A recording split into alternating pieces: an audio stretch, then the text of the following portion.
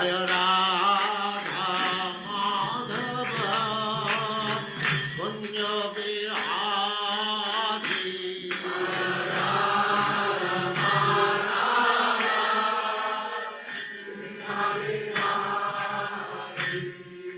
Jaya Radha Madhava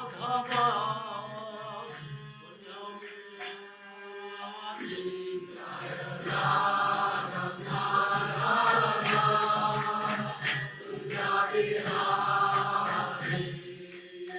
Gopi Jana Vallabha Girivaradhari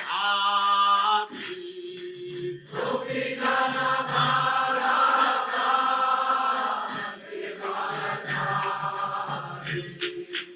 Gopi Jana Vallabha Girivaradhari Gopi Jana Vallabha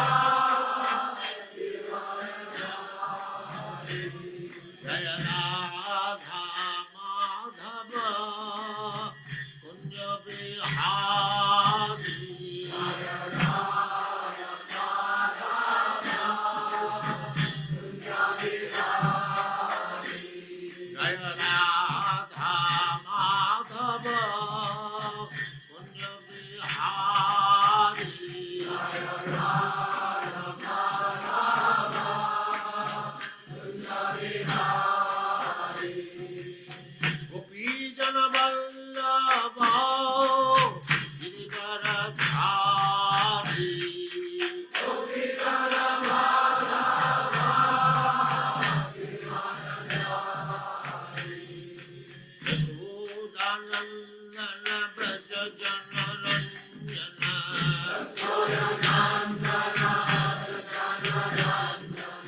Yashodanandana Braja Jana Ranjana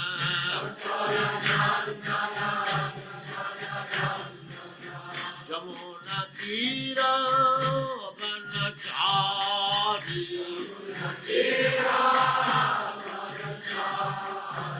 Jamuna Tira Vanachari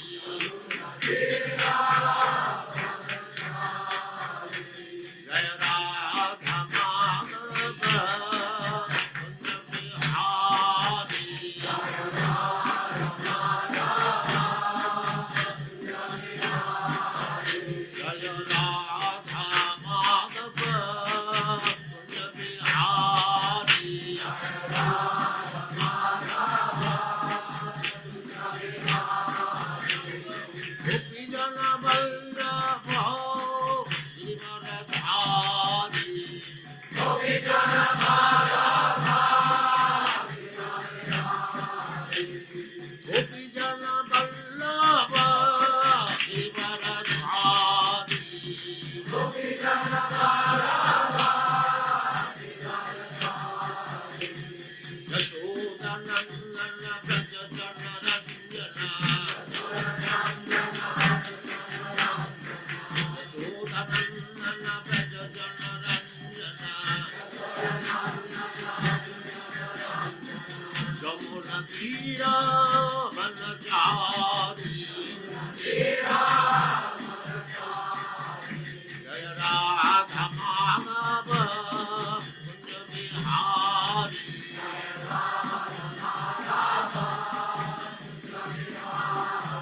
Jaya Radha Madhava Kunja Bihari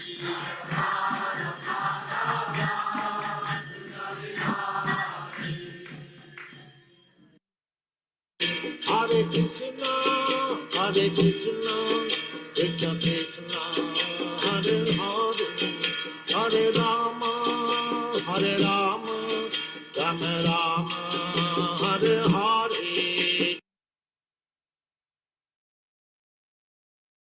Hare Krishna and welcome to all the devotees online. Thank you very much for your presence and association as we continue to associate with Srimad Bhagavatam. We are continuing Canto 2, Chapter 2, Verses 1 to 7, the Lord in the Heart. Om Jnanatimi Gyananjana Shalakaya Chakshurunmilitam Yena Tasmai Shri Gurave Namaha. Shri Chaitanya Manobhistam Stapitam Yena Bhutale Swayam Rupa Kadamayam Dadati Swapadantikam. Vandeham Shri Guru Shri Taparakamalam Shri Gurun Vaishnavamscha Shri Rupam Sagrajatam Sahagana Raghunatham Vitantam Jivam Sadvaitam Savadutam Parijana Sahitam Krishna Chaitanya Devam Shri Radha Krishna Padan Sahagana Lalita Shri Vishakanitam He Krishna Karana Sindhu Dina Bandhu Jagatpate Gopesh Gopika Kanta Radha Kanta Namastute Tapta Kanchana Gourangi Radhe Vrindavaneshwari Vrishabhanu Sute Devi Pranamami Hari Priya Vanchakalpatarubhyascha Kripa Sindhu Deva Cha Patitanam Pavinebhyo Vaishnavebhyo Namo Namaha Namo Vishnupadaya Krishna Prasthaya Bhutale Srimate Bhakti Vedanta Swami Tinam Namaste Saraswati Deve Gauravani Pracharine Nirvishesa Sunyavadi Pastutyade Satarine Jai Shri Krishna Chaitanya Prabhu Nityananda Shri Advaita Gadadhar Shivasari Gaura Bhakta Vrinda Hare Krishna Krishna Krishna Hare Hare Hare Rama Rama Rama Hare Hare Sarva Shastra Piyusha Sarva Vaireka Satpala Sarva Siddhantaratnadya Sarva Lokai Triprada Sarva Bhagavata Prana Srimad Bhagavata Prabhu Kali Dvandodida Aditya Shri Krishna Parivarshita O Srimad Bhagavatam O nectar churned from the ocean of all Vedic scriptures O most prominent transcendental fruit of all the Vedas O you unreached but the jewels of all spiritual philosophical conclusions O you who grant spiritual vision to all the people of the world O light breath of the Vaishnava devotees. O Lord, you are the sun which has arisen to dispel the darkness of Kali Yuga. You are actually Lord Krishna, who has returned amongst us. Paramananda Pataya Prema Varshasharayate Sarvada Sarva Sevyaya Shri Krishnaya Namastute. Srimad Bhagavatam. I offer respectful obeisances unto you. By reading you, one attains transcendental bliss. For your syllables rain pure love of God upon the reader, always to be served by everyone. For you are incarnation of Lord Krishna. Madekabando Matsangin Madguru Mad Mahadana Mad Nishtaraka Mad Bhagya Madananda Namastute. O Srimad Bhagavatam, O my only friend, O my companion, O my teacher, O my great wealth, O my deliverer, O my good fortune, O my bliss, I offer respectful obeisances unto you. Asadu Sadhu Tadahin Attini Chochataraka Hanamun Chakada Chinmam Premna Ritkatayospura. O Srimad Bhagavatam, O give of saintliness to the unsaintly, O uplift to the very fallen. Please do not ever leave me. Please become manifest. Please become manifest. For my heart and my throat accompany pure love of Krishna. Hare Krishna, Krishna Krishna, Hare Hare, Hare Rama, Rama Rama, Hare Hare. Om Namo Bhagavate Vasudevaya Janmadyasya Yathonvayaditaratas Charte Swabhigna Swarat Tene Brahma Hidayadi Kavaye Muyanti Yatsuraya Tejo Vari Mridam Yatha Vinimayo Yatrati Sargom Mrisha Damna Swena Sada Nirastakuakam Satyam Param Dhimai. O my Lord Shri Krishna, Son of Vasudeva, all pervading personality of Godhead, I offer my respectful obeisance unto you. I meditate upon Lord Shri Krishna because he is the absolute truth and the primal cause of all causes of creation, sustenance, and destruction of the manifested universes. He is directly and indirectly conscious of all manifestations, and he is independent because there is no other cause beyond him. It is he only who first imparted the Vedic knowledge unto the heart of Brahmaji, the original living being. By him, even the great sages and demigods are placed into illusion, as one is bewildered by illusory representation of water seen in fire, land seen on water. Only because of him, the material universe is temporarily manifested. By the reactions of the three modes of nature appear factual, although they are unreal. I therefore meditate upon him, Lord Shri Krishna, who is eternally existent in transcendental abode, which is forever free from illusory representation of the material world. I meditate upon him, for he is the absolute truth. Prayanalpayasha Sabya Kalavasmin Yuge Jana Manda Sumanda Matayo Manda Bhagyupadrita. O learned one, in this iron age of Kali, many but short lives, they are quarrelsome, lazy, misguided, unlucky, and above all, always disturbed. Narayam Namaskrityam Narachevam Narottamam Devim Saraswatim Vyasam Tato Jayam Udirayet. Before reciting Srimad Bhagavatam, which is the very means of conquest, one should offer respectful obeisance unto the personality of Godhead Narayan, unto Narayan Rishi, the supermost human being, unto Mother Saraswati, the goddess of learning, and unto Srila Vyasadeva, the author. Savai pumso paro dharmo yatho bhaktira dokshaja ahitika pratyata yayatma suprasiddhati. Supreme occupation dharma for all humanities, that by which men can attain to loving devotional service under the transcendent Lord. Such devotional service must be unmotivated and uninterrupted to completely satisfy this. Vasudeva Bhagavati Bhakti Yoga Prayojita Janayatyu Savairagyam Jnanam Chayad Ahitukam. By rendering devotional service unto the personality of God, as Shri Krishna, one immediately acquires positive knowledge and detachment from the world. Vedanti tattavidas tatkam yat gnanam advayam brahmeti paramatmeti bhagavaniti sabhyate. Learned transcendentalists who know the absolute truth call this non-dual substance Brahman, Paramatma, Bhagavan. Shru Shru Shoshadanasya Vasudeva Kataruchi Syan Mahatsevaya Vipra Punya Tirtha Nishevanat. O twice born sages, by serving those devotees who are completely free from all vice, great service is done. By such service one gains plenty for hearing the messages of Vasudeva. Shranvatam Swakata Krishna Punya Shravana Kirtana Ryetantostoya Badrani Vidunoti Suritsatam. Shri Krishna, the personality of Godhead, who is Paramatma, super soul in everyone's heart. And the benefit of the truthful devotee cleanses desire from material enjoyment. From the heart of the devotee has developed the urge to hear his messages, which are in themselves virtues when properly heard and chanted. Nasta prayashu bhadreshu nityam bhagavata sevaya bhagavatutama sloke bhakti bhavati nashtiki. By regular attendance in the classes of the Bhagavatam, and by rendering of service to the pure devotees, all that is troublesome to the heart is almost completely destroyed, and loving service unto the person of the Godhead, who is praised with transcendental songs, is established as an irrevocable fact. Etavan sankhya yogabhyam swadharmam parinishtaya janmalabha parapumsam ante narayana smriti. The highest perfection of human life, achieved either by complete knowledge of matter and spirit, by practice of mystic power, or by perfect discharge of occupational duties, to remember the personality of Godhead at the end of it. Om Namo Bhagavate Vasudevaya. Om Namo Bhagavate Vasudevaya. Om Namo Bhagavate Vasudevaya. We are continuing Srimad Bhagavatam based on teachings of His Divine Grace, A.C. Bhaktivedanta Swami Srila Prabhupada, the founder Acharya of the International Society for Krishna Consciousness. Hare Krishna and welcome again. Let us cover any feedback that you may have from Canto 2, Chapter 1, last section that we covered, verses 20 to 39. If you have anything that came to your memory that you recollected from last session, that you reviewed over the video recording or read, please type in the chat so that we can have some recap of that session.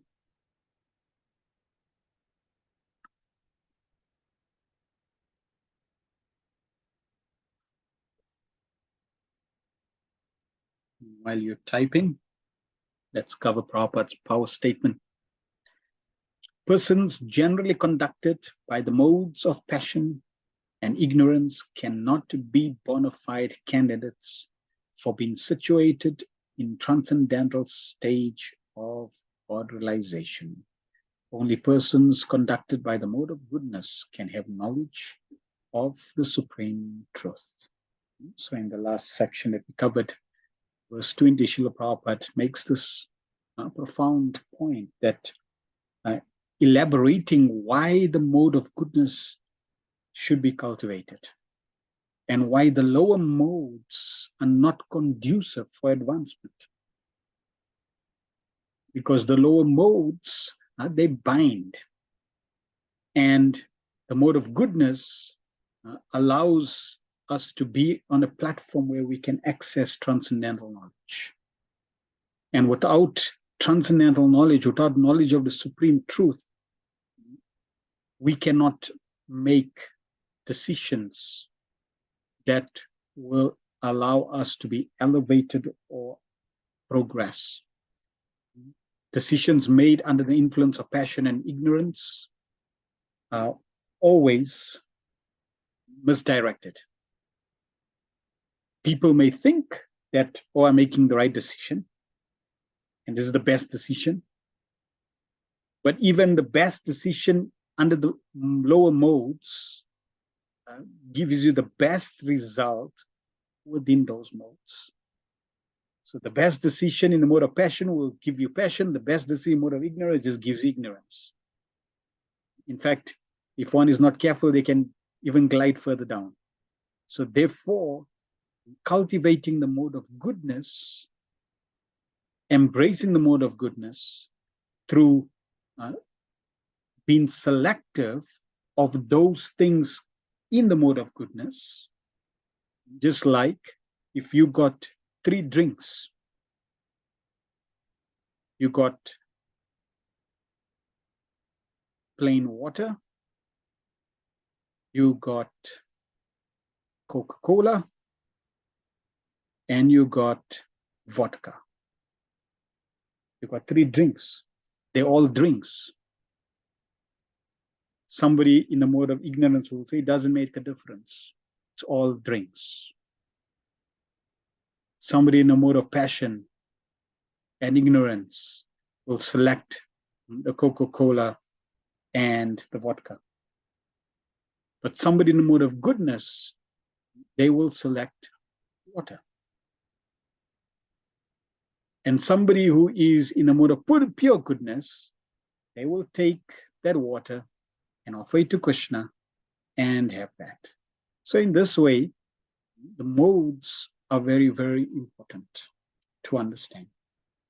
Then Prabhupada says, another very powerful point Prabhupada makes that we covered last week, the dirty things in the heart of a conditioned soul are the root cause of all troubles for him. A conditioned soul is surrounded by manifold miseries of material existence, but on account of his gross ignorance, he is unable to remove the troubles due to dirty things in the heart accumulated during the long prison life in the material world. He is actually meant to serve the will of the Supreme Lord, but on account of the dirty things in the heart, he likes to serve his concocted desires. These desires, instead of giving him any peace of mind, create new problems and thus bind him into the cycle of repeated birth and death. So these dirty things in the heart, these are the aspects that we need to eradicate. And as long as people do not eradicate or address the dirt in the heart, externally, whatever they do in terms of the ultimate destination of going back to Godhead is a total waste of time. And you find that no matter how and what people do externally, they will never be successful if they do not address the dirt in the heart. You could be the most wealthiest, the most proficient, eloquent speaker, motivational talk. You can be expert in different skills and fields. You could be in any expert field.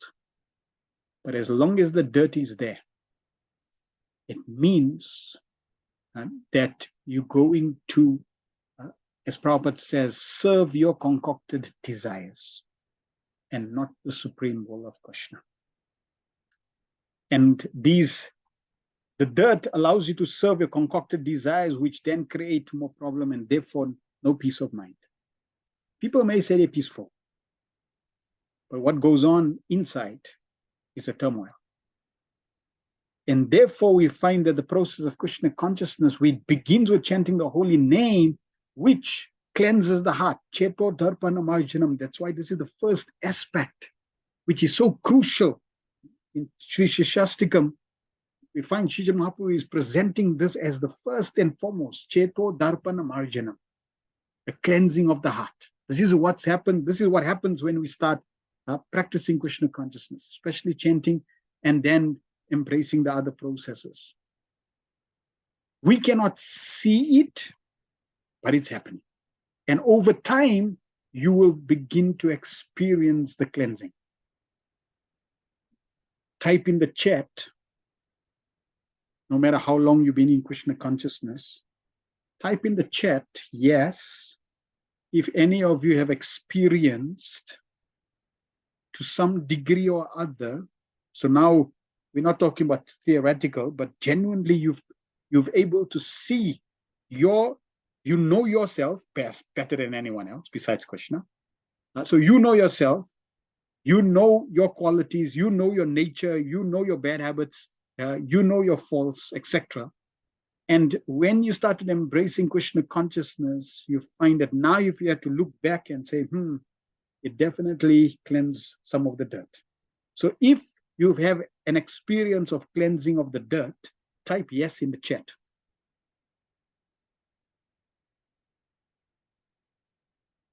And while you're typing yes, let me cover some feedback. So Malala says, Hare Krishna. Prabhu, the mercy and majesty of the Supreme Lord towards those who can understand only from a material perspective is truly astounding. To manifest a Virat Roop, which is imaginary, just makes me think about how much Krishna must love us, how badly he wants us to remember who we are, and to what lengths he is prepared to lower himself for our sake and benefit. Yet, I am so weak and unappreciative. I can't seem to shake the whole of Maya and keep falling into her traps. My only comfort is knowing that Krishna will never stop trying, and so I shouldn't stop preserving, preserving,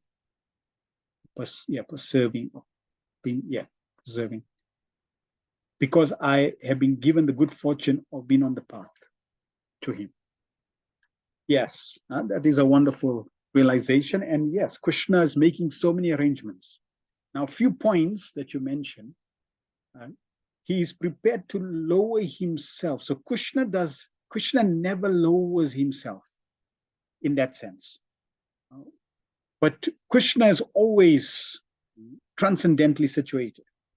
But Krishna is happy to manifest himself in different features. So Krishna never lowers, Krishna never comes down, but Krishna can expand and manifest his potencies so that he can reclaim souls. So that's what Krishna does in relation to the Virat Rupa. Krishna is happy to expand himself in any facet or feature to attract even those who are materially motivated. So this is how Krishna appears. Now, what's also interesting in terms of what you mentioned, that I can't seem to shake the hold of Maya and keep falling into her traps. So spiritual progress is not so much about the fact that I'm falling down or falling prey to Maya. Spiritual progress is about the fact that I never stop getting up. Spiritual progress is about the fact that I may slip, I may deviate, I may fall prey to my bad habits, but I will never, ever give up. The path, I may never, ever stop standing up. I may never, ever, endeavor to get up. So I'll always make sure that if I fall, I get up. Not like if I fall and then I say, okay, what to do? It's useless. Maybe let me just accept this and stay grounded. Nope, I get up. And then I can do things. Like I normally give the example. Let's say somebody has a bad habit. I'm not sure what, serials come on TV now. So I don't have a television. So let's say Wednesday, there's some famous soap opera or some episode, during our times, Dallas. So let's say Dallas is coming at 6 o'clock. Wednesday, 6 p.m. Wednesday is Dallas. So everybody goes to their seat and they're sitting to see Dallas. Now, that's a bad habit. And it's not a Krishna conscious activity, but you have a liking for Dallas. So now what you could do is make arrangements Tell your friend, let's go to the temple 5:30 every Wednesday. Please come pick me up. Because if I go, I go drive myself, I may change my mind, but you come pick me up. So in this way, you've made arrangements with someone to come. So they'll come at 5:30, beep, beep. The hoot. Now you're going to jump into the car. Once you're in the car, you're going to drive to the temple. Now you come to the temple. So now you're at the temple, and now it's 6 o'clock. Guess where okay, in the chat. Okay, so you got the scenario. You're in the temple. It's 6 o'clock. Type in the chat, where are you? Type in the chat, where are you? Understanding the scenario.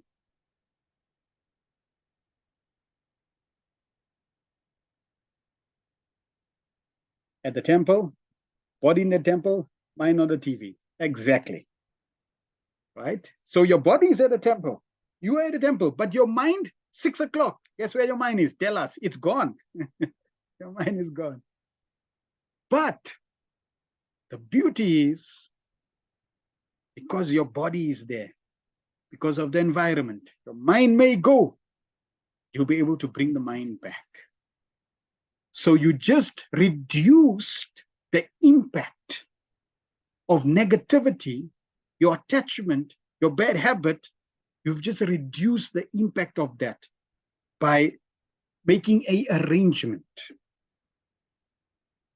And 1, 2, 3, 4 weeks, 5 weeks, you'll see slowly the mind will go and come, go and come. Eventually, it won't go. It'll stay. And eventually, you will lose a taste. Eventually, your habit will change. And now when you stay home on Wednesday, 6 p.m., you're not interested. In fact, now, after some time, you're at home, 6 p.m. comes, guess where your body is? At home. And guess where your mind is? At the temple. It has turned.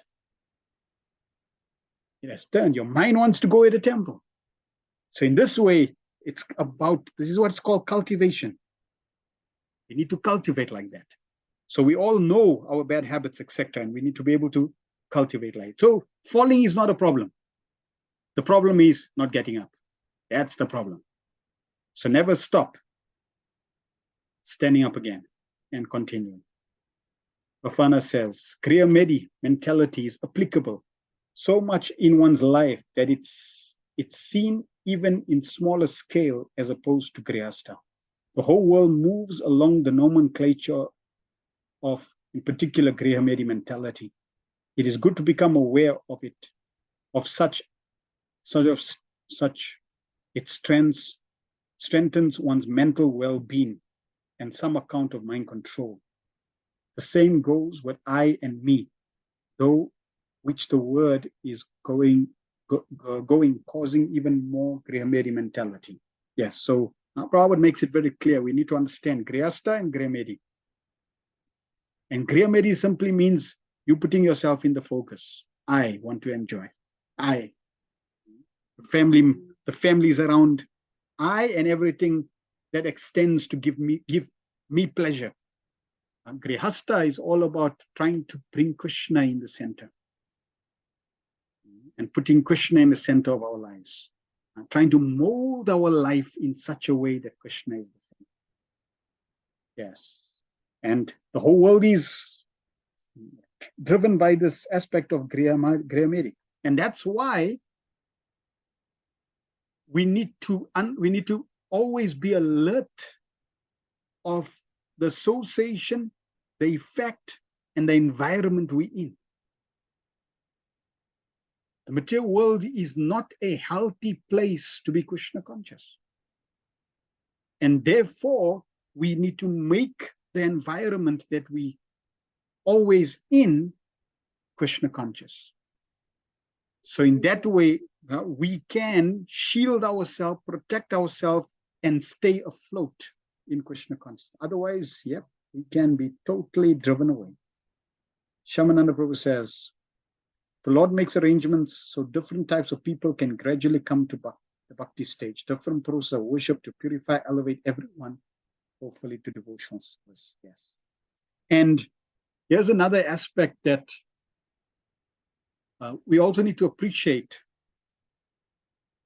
Because living entities are so multifaceted, Krishna himself makes so many arrangements to attract those souls.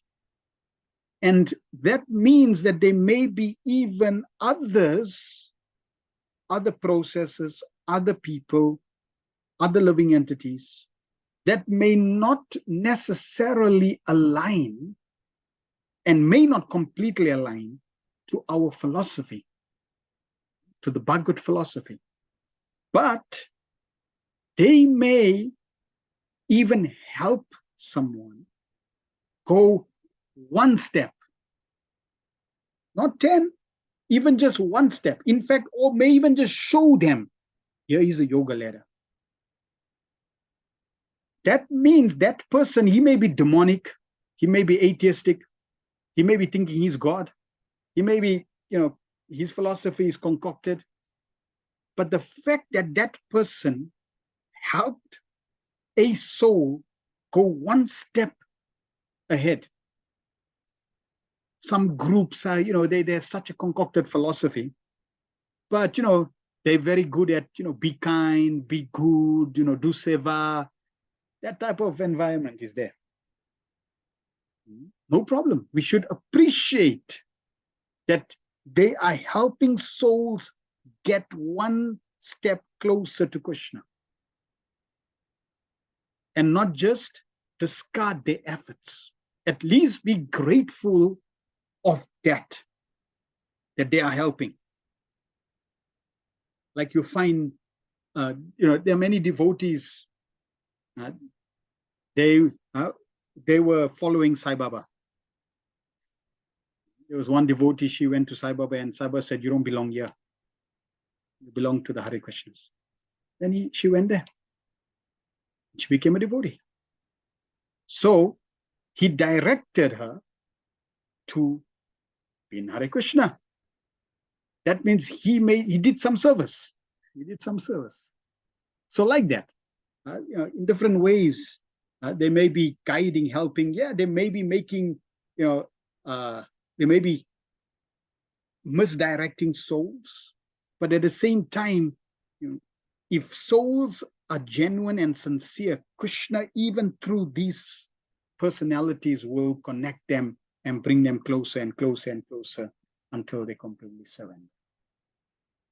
Right. So the question was, Cheto Darpana Marjanam. If we analyze our life, do we find that, yes, I actually find that some of the dirt has been totally eradicated, some dirt has been reduced, but definitely Cheto Darpan has happened. And we see, yes, devotees experiencing that. So that means that the process works. We should apply the process. And if we apply the process, we will find that our heart is getting cleansed. And the more diligently, because the example is given of an elephant. Elephant goes and bathes, then comes out and takes the sand and drops the sand again. So we don't want to be like the elephant. But at the same time, the more we reduce association with the dirt, and the more we embrace the process of Krishna consciousness, we will find that our heart is becoming more and more purified.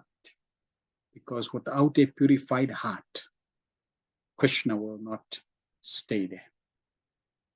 So Krishna, you want Krishna to come? Krishna says, no problem, chant my name. So you chant his name. He goes via, as the name, he goes into your heart, starts to prepare his own altar. So Krishna is preparing his own altar by the mercy of the holy name, cleansing your heart so that when your heart is cleansed, then he'll stay. So we're continuing. Chapter 2, the Lord in the heart, first 7 verses, rejecting of Karma Kanda. So last chapter was discussing the first steps in God realization. And the first step of God realization, that means what's like the ground, the level. Most people who are not spiritually inclined, not elevated, on the neophyte stage are materially engrossed. And for those who are materially engrossed, the Virat Rupa is there. You can take any facet of creation and contemplate on that creation.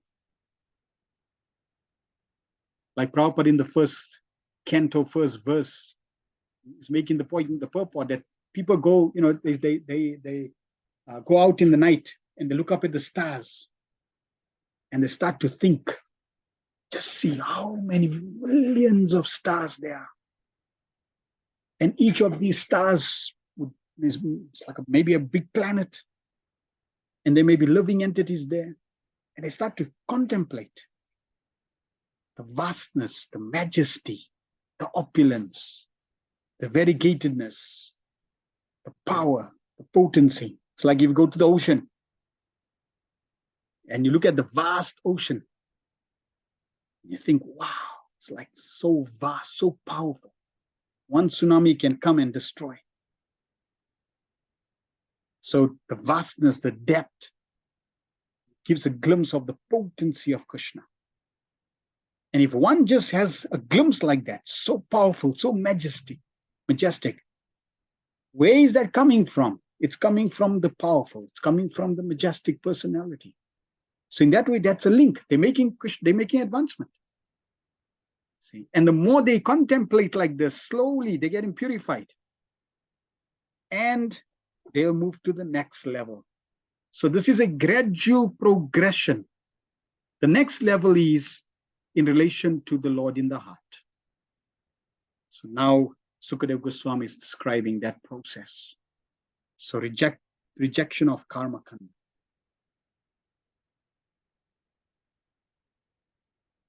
Text 1. Sri Sukha Uvacha Evam Puradara Dara Nayatma Yonir Nastam Smritim Pratyavarudya Tushtat Tatasa Sharjedam Amogadrishtir Yathapyayat Prag Vyavasaya Buddhi. Sri Shukadev Goswami said, formerly, prior to the manifestation of the cosmos, Lord Brahma, by meditating on the Virat Rup, regained his lost consciousness by appeasing the Lord. Thus, he was able to rebuild the creation as it was before. Now, we heard about the Virat Rupa helping neophyte souls elevate themselves. Well, here we see Lord Brahma meditating on the Virat Rupa to regain his lost consciousness and appeasing the Lord by meditating on the Virat Rupa, and thus being able to recreate. Prabhupada in the purport says, the example cited herein of Sri Brahmaji is one of forgetfulness. Brahmaji is the incarnation of one of the mundane attributes of the Lord, being the incarnation of the passion mode of material nature. So he's a guna avatar. He is empowered by the Lord to generate the beautiful material manifestation. So notice, Krishna does not create the material creation. Krishna, without his potency, the material creation cannot be created. So the different Shaktis of Krishna, Kala Shakti, Kriya Shakti, the time potency, the activity potency, Icha Shakti, the desire potency, all these potencies of Krishna, via the medium of Mahavishnu, they impregnate the material energy. So if we consider Krishna, Why is he the Supreme Personality of Godhead? Because Krishna never creates. Krishna is always holding a flute. He doesn't have a shuffle in his hand. He doesn't have a spade and a pick. He doesn't create. He doesn't have a conch shell and he doesn't have a club and a disc in his hand. He's got a flute in his hand, which means Krishna always eternally enjoys. Through the medium of Mahavishnu, his expansion. In fact, it is his expansion 7 times. Mahavishnu creates. No, Mahavishnu triggers, empowers, infuses his potencies into Durga, Pradhan, material energy. And that's how material energy starts to get activated. Now Mahavishnu does not create everything in the creation. He starts the process, he empowers the process, and then his expansion, Lord Brahma, Gunavatar, takes the next step and starts to engineer everything within the planet, within the universes. So he's empowered by the Lord to generate the beautiful material manifest. Yet, due to his being one of the numerous living entities, he is apt to forget the art of his creative energy. This forgetfulness of the living being, beginning from Brahma down to the lowest insignificant end, is a tendency which can be counteracted by meditation on the Virat root of the Lord. So here is the statement where Prabhupada is now revealing the benefit of meditating on the Virat Rupa. We covered the process in the first chapter. Here Prabhupada is revealing one of the benefits. What happens? Why is it that it's beneficial? Well, if somebody keeps following this process, what happens? It revives one's forgetfulness. Now, remember, the beauty of Krishna consciousness is that if I got 100 Rand note, in the 100 Rand note, I already got 10 Rand, 5 Rand, 2 Rand, 50 Rands. I already have that if I have 100 note. I don't need to get 2 Rand separately. It's already in there. Similarly, by me chanting Hare Krishna, by me meditating on the deities, Acha Vigraha form of the Lord, by me associating with the Bhagavatam, by me hearing the glories of Krishna, automatically this facet, this benefit is included. And that is my memory is awakened, my forgetfulness is awakened. And what is that ultimate forgetfulness? I have forgotten my relationship with Krishna. I have forgotten who I am. So the more I practice the process of Krishna consciousness, I will completely eradicate all forgetfulness. It may take some time, but that is not a problem. The fact that this is going to happen sooner or later should be our inspiration. And here, if you want an example, there's the example of Brahma himself. He made it on Virat Rupa and his memory was revived. Prabhupada then says, this chance is available in the human form of life. And if a human being follows the instructions of Srimad Bhagavatam and begins to meditate upon the Virat Rupa, then revival of his pure consciousness and counteraction of the tendency to forget his eternal relationship with the Lord can follow simultaneously. So meditating on the Virat Rupa, focusing on the Virat Rupa is a wonderful practice to revive our pure Krishna consciousness. Prabhupada has given us the practice of chanting Hare Krishna, of remembering the Supreme Lord through his teachings, through the Bhagavatam, through chanting Hare Krishna, which will allow us to achieve this and more.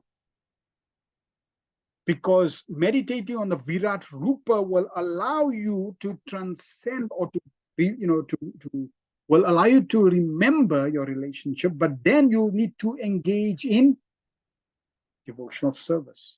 Remember last week we covered in the purports, Prabhupada mentioned that you must cultivate the attitude of service.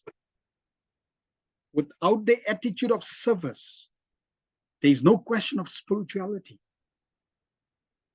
So reviving our forgetfulness, knowing that you are a spiritual being and realizing you're a spiritual being does not mean advancement, or rather does not mean the perfection of advancement, the perfection of spiritual life. Perfection of spiritual life means when you realize your spirit soul and you are eternally engaged in the service of Krishna.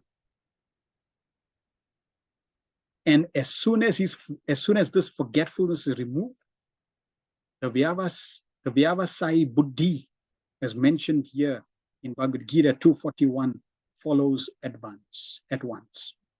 This ascertained knowledge of the living being leads to loving service to the Lord, which the living being requires. And there's Prabhupada confirming that. That when you come to that level of reviving your identity, then your intelligence is activated. Your intelligence becomes resolute. You understand who you are, you understand what you need to do. And when that happens, then you come to loving devotional service, which the living entity requires. Prabhupada ends very nicely. That's what you require. You don't require anything else. If you can jump every loop and every hurdle and come to this point of loving service, you perfected your life. But the problem is, loving service is not easy. We don't serve with love and devotion. We serve with lust and commotion. There's so much impurities that are there. Service may be there, but what is the quality of that service? In most cases, people serve with the agenda of what is it in for me? What do I get out of it? How can I please my senses? So service is always there. Prabhupada makes the point, everybody's serving. That service is, when that service is reposed to Krishna, then it is beneficial service. And then when that service matures into pure service, unmotivated, uninterrupted service. See the quality of the service. It has to be there. Unmotivated and uninterrupted. These are the two aspects we can use as a measuring stick, as measuring sticks to see, am I making advancement? That means, is the quality of my service improving? And is the duration of my service increasing? Is the desire to purify my motive increasing? And is the desire to increase my service increasing? If that is happening, means I am making advancement. Even if it's a little tiny, weeny little bit. But it means I'm moving in the right direction. The kingdom of God is unlimited. And therefore, the number of assisting hands of the Lord is also unlimited. The Bhagavad Gita 13:14 asserts that the Lord has his hands, legs, eyes, and mouths in every nook and corner of his creation. This means that the expansions of differentiated parts and parcels called jivas or living entities are assisting hands of the Lord, and all of them are meant for rendering a particular pattern of service to the Lord. How wonderful. That means that Every single living entity has some part to play in helping Lord Chaitanya Mahaprabhu in his desire to spread Krishna consciousness and connect to people. Every living entity, even the demons, even the demons. It's very interesting. Even Kamsa, even Ravana, they all played a part in different ways, inconceivable ways. I was listening to Indran Maj, how he's explaining when Kamsa, he heard about the beauty of Shrimati Radhavani. So he's the ruler, he's the emperor of the planet. So, oh, she's so exquisitely beautiful. She should be mine. So he happened to go to Varshana to get, to practically kidnap Radhavani. So he comes to Varshana, and as soon as he enters Varshana, there is a pond. It's called Kishori Kund. So as soon as he looked into Kishori Kund, whatever is in your consciousness, that gets fulfilled. So he wanted this supremely attractive gopi. And when he looked in Kishori Kund, what happened? He became a gopi. So when Kamsa looked in the pond and said, oh, became a gopi. What is that? He got a scare. You can imagine, he's like, I'm the macho, I'm the king, I'm the ruler, I'm the most powerful. Now you become a woman, boy. That is disastrous. It made him so humble. He started one way, however, he can't imagine. He can't go to his kingdom like this. He can't go to Mathura like this. People laugh at him. Who are you? I'm Kamsa. Hey, what a joke. So then, a long story is there. Lalita and Vishaka, they come. Yeah, this is because you had a desire. Looks like you had a desire to kidnap somebody. But we can help you. Yeah, please help me. Please help me. So eventually, they take him to Shrimati Radhavani, and Shrimati Radhavani tells him, yeah, I can help you.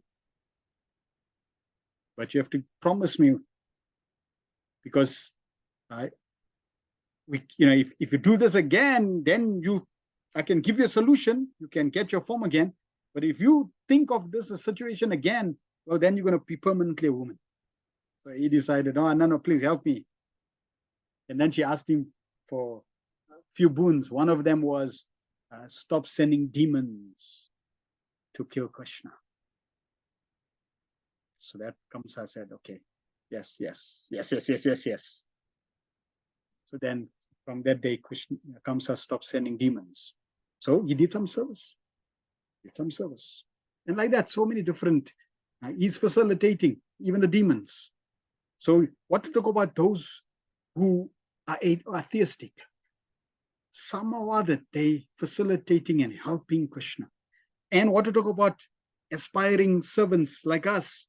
We also, every single one of us can play a part in Krishna's mission. Connecting souls, helping souls in some way or other, according to our aptitude, according to our abilities, according to our nature. Every one of us. We can help just even one soul on this path of Krishna consciousness. Because why? Krishna's kingdom is unlimited. And therefore, the number of assisting hands of the Lord is unlimited.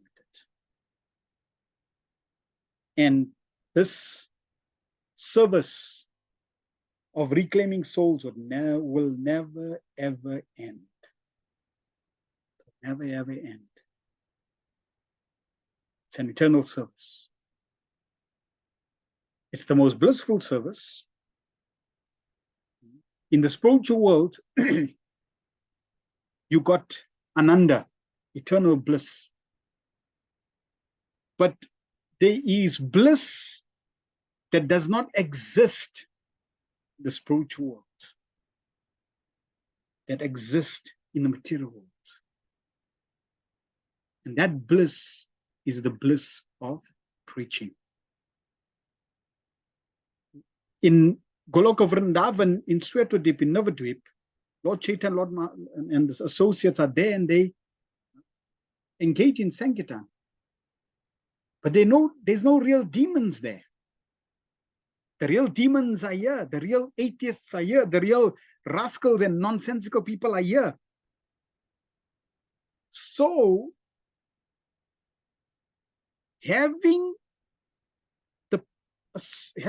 the opportunity of having rascals, demons, atheists, innocent, misdirected souls is a wonderful opportunity for us to engage in some little service to help them take one step to Krishna. Now, someone might say, yeah, but Prabhu, I'm not a good preacher. I can't distribute any books, so I can't speak about Krishna consciousness. Well, do atheists love to eat? Yes. So you could easily make something and distribute, even to one soul. That's preaching. I'm not a baker. Okay. Are you able to buy some fruit and offer the fruit and give the fruit out? Yes. That means you're preaching. Because now you're offering prasad. You are taking those souls one step at a time. One step at a time to the spiritual world. So this way, we all can help the living entities slowly connect to Krishna. See? Prabhupada then continues. The conditioned soul, even in the position of Brahma, forgets this by the influence of illusory material energy generates our false egoism. One can counteract such false egoism by invoking God consciousness. Liberation means getting out of the slumber of forgetfulness and becoming situated in real loving service of the Lord, as exemplified in the case of Brahma. The service of Brahma is the sample of service in liberation, distinguished from the so-called altruistic service full of mistakes and forgetfulness. Liberation is never inaction, but service without human mistakes. So we want to transcend, become liberated, and then engage in devotional service. Dealing with altruistic service, dealing with, welfare activities, that is beneficial only to some extent. What we want to do is be part of the process of eternal service to Krishna. So we want to bring people through welfare work into the realm of transcendence. Therefore, for example, just feeding prasadam is not the best action. But feeding Krishna prasad is devotional service. That is why those who are engaging, in food distribution of any sort, we must make sure that it's prasadam. It's cooked with this intention, by those that understand this intention, with the objective of helping souls with this intention, to invoke God consciousness. Otherwise, it falls in the category of mundane piety. And with mundane piety, piety is a double-edged sword. You can actually distract people. So instead of helping people, you can actually take people backwards. So that's why whatever we do, in whatever activities we engage in, try to incorporate this aspect of, am I helping souls invoke God consciousness? Am I helping them raise their God consciousness in whatever way we able to assist? Text 2. Sabdasya hi brahmana esha panta yannamabir dhyayati dir aparte pari brahmams tatrana vindaterthan mayamaye vasanaya sanaya. The way of presentation of Vedic sounds is so bewildering that it directs the intelligence of the people to meaningless things like heavenly kingdoms. The conditioned souls hover in dreams of such heavenly illusory pleasures, but actually they do not relish any tangible happiness in such places. So now Sukadeva Goswami is describing the Vedic sounds. And he's saying that the way the presentation of the Vedic sounds is given to this world is so bewildering. Now someone may say, but hold on. Bhagavad Gita, Krishna says he gave the Vedas. Yes, he gave the Vedas.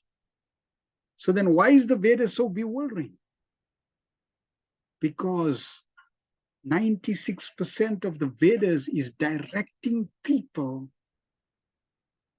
to the pleasures they seek. And only 4% is educating people beyond their sense pleasures. Prabhupada in the purport says, the conditioned soul is always engaged in laying out plans for happiness within the material world, even up to the end of the universal limit. This is the problem. Everybody, all your activities, from your intention to your contemplation, to your desires, to your actions, everything, your decision making, everything is based on how can I be happy? And the limit of this can reach right up to the universal level. That means, if somebody is happy in a situation in his family, he wants to now extend that happiness further. And if that, he's achieved that, he want to extend it further. And if achieved that, he extends it further. And this way he carries on, and there's no limit right up to heavenly kingdom, heavenly pleasures. Yet the problem with that is you're still within the material realm. He's not even satisfied with the available amenities of this planet Earth, where he has exploited the resources of nature to the best of his abilities. In that statement is a lesson that we need to imbibe. We should be happy with the current facility that Krishna has given us and be content with that, and with that try to serve. Now, if Krishna provides more facility, then we embrace that more facility with the same mentality of being content. We do not become unduly disturbed, unsettled, distracted, complaining, critical or lose faith.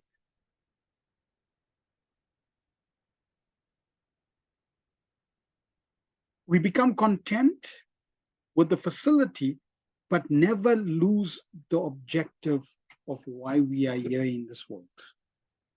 So while in that way, we don't become unduly disturbed, and we say, okay, this is the situation, I accept it. Now, let me see how I can make the best use of the bad bargain. How can I make my situation in the best Krishna conscious way? How can I use my situation in the best Krishna conscious way? And your situation may be totally different from my situation, may be totally different from everyone's situation that's here. So do not compare somebody else's situation with your situation. You want to look at your situation and see, according to my situation, how can I be Krishna conscious in the most optimal way, and then build upon that. Prabhupada continues. He wants to go to the moon or the planet Venus to exploit resources there. But the Lord has warned us in Bhagavad Gita 18:16 about the worthlessness of all the innumerable planets of this universe, as well as those planets within our system. There are innumerable universes and also innumerable planets in each of them, but none of them is immune to the chief miseries of material existence, namely the pangs of birth, the pangs of death, pangs of old age, and the pangs of disease. So, life, perfection of life means to become aware of the chief miseries of material existence and to overcome them. Birth, death, disease, and old age, and to become immune to these. This should be the purpose of life. This should be our focus. Every action, every activity, everything we're doing, we should see, am I on the path of immunization? If there's one vaccine that I need to take, it is this one. Am I taking the vaccination that is giving me immunization to the chief miseries of material existence?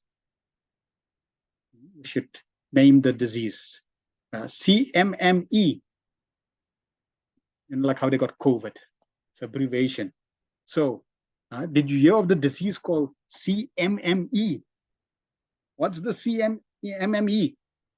CMME means the chief miseries of material existence. And are you immune? Did you take your vaccination for this? Did you immunize yourself against this? And Prabhupada, in one lecture, he says very nicely, he says, how do you immunize yourself to CMME? Do you go to the moon? Do you go to Mars? Do you go to Venus? Do you go from South Africa to America? Or Canada? Or India? Where? You go to a place where they don't exist. Vaikuntha, Goloka Vrindavan. Otherwise, no matter where you go within the material creation, they exist. Therefore, that is not the proper way to immunize yourself. The Lord says that even the topmost planet, known as Brahmaloka or Satyaloka, and what to speak of other planets like heavenly planets, is not a happy land for residential purposes, due to the presence of the material pangs as mentioned above. So take this from the Creator himself. Tukalayam Shashwatam. Krishna is telling us, no matter where you go within the material creation, it is not a happy land for residential purposes. Okay, so it's not a happy land for residential purposes. Is it a happy land for anything else? Yes, it is a happy land for preaching. It is a happy land for service, but it is not a happy land for residential purpose. Do not decide to stay here. Do not decide to build a house here. And guess what everyone is doing? Exactly that.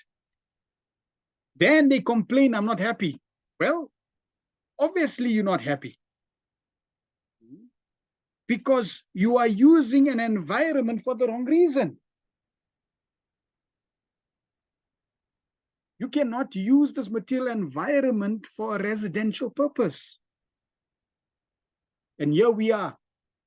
We have been brainwashed through the whole education system. Go to school, educate yourself, go to university, then get a job. And what you should do? Buy a house. And everybody is buying a house. Why? So that you can settle down, make a permanent residence here. No, no, no. We should understand all these activities should be simply used as gateways for a higher purpose, going back to that place where we can stay permanently. And that is, believe it or not, what we call home. That is real home. Goloka Vrindavan. Therefore, Prabhupada always has coined that statement, and again and again and again, what he says? Going back to Godhead, going back home, back to Godhead. See, going back home. That's home. That's where I need to go back. Not here. This is a temporary place. This is a transit lounge. And therefore, keep that always in the back of your consciousness. Conditioned souls are strictly under the laws of fruitive activities. And as such, they sometimes go up to Brahmaloka and again down to Patalaloka, as if they were unintelligent children on a merry-go-round. Prabhupada, when in India, there was no merry-go-round. There was no merry-go-round. There's no circus. Because why? In India, everybody in the evening, what they do, they come together, read Mahabharata Ramayana. There's no merry-go-round. So when Prabhupada went to America, one time Prabhupada was driving and he noticed this huge big wheel. People are going up and they're coming down. Prabhupada said, what's that? So then the devotees are explaining, Prabhupada, that's called the big wheel. And they go up, go right up, and they come down. They go up, and the people feel very happy. And they're going up, and they're coming down. So it's called merry-go-round. So Prabhupada, in his purports, when he heard that, and while he's dictating, Prabhupada then adds these points in the Bhaktivedanta purport. So a few places Prabhupada gives us analogy. See, going up like the merry-go-round, and you're coming down. So then what's the use? You back to ground, you back to square one. So you go to heavenly planets and you come down again. What's the use of going there? All the effort, the energy that you strive to go there, and then you're back to square one. What's the use? So we don't want to be like that. This is unintelligent. Some temporary pleasure and then back to square one. Okay? So if this is not the goal, if this is unintelligent, what is intelligence? Prabhupada says, real happiness is in the kingdom of God. Real happiness is in the kingdom of God. See, Prabhupada already started the purport by saying that everyone is making plans for happiness. Every endeavor, if you just analyze even your own self, every activity, intention, desire, everything is striving to be so that you can be happy.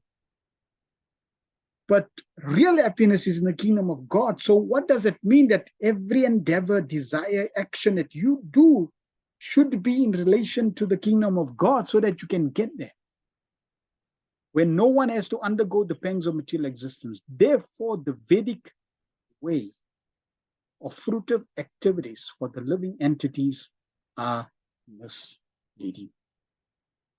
One thinks of a superior way of life in this country or that, or on this planet or another, but nowhere in the material world can he fulfill his real desire of life, namely eternal life, full intelligence, and complete bliss. This is what everyone is desiring. Deep, deep, deep internally. What do you want? Right?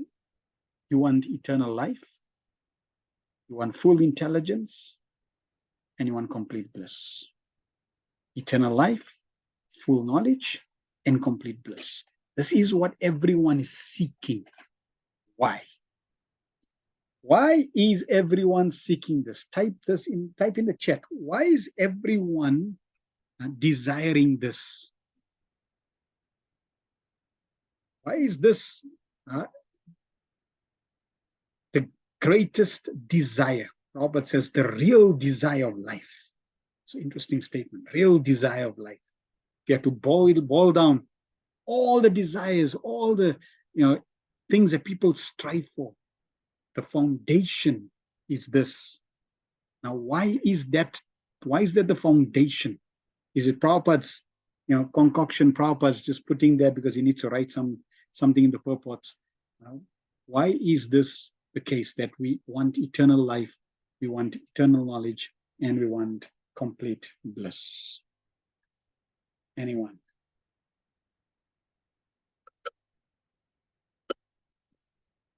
In the chat. Why is that the case?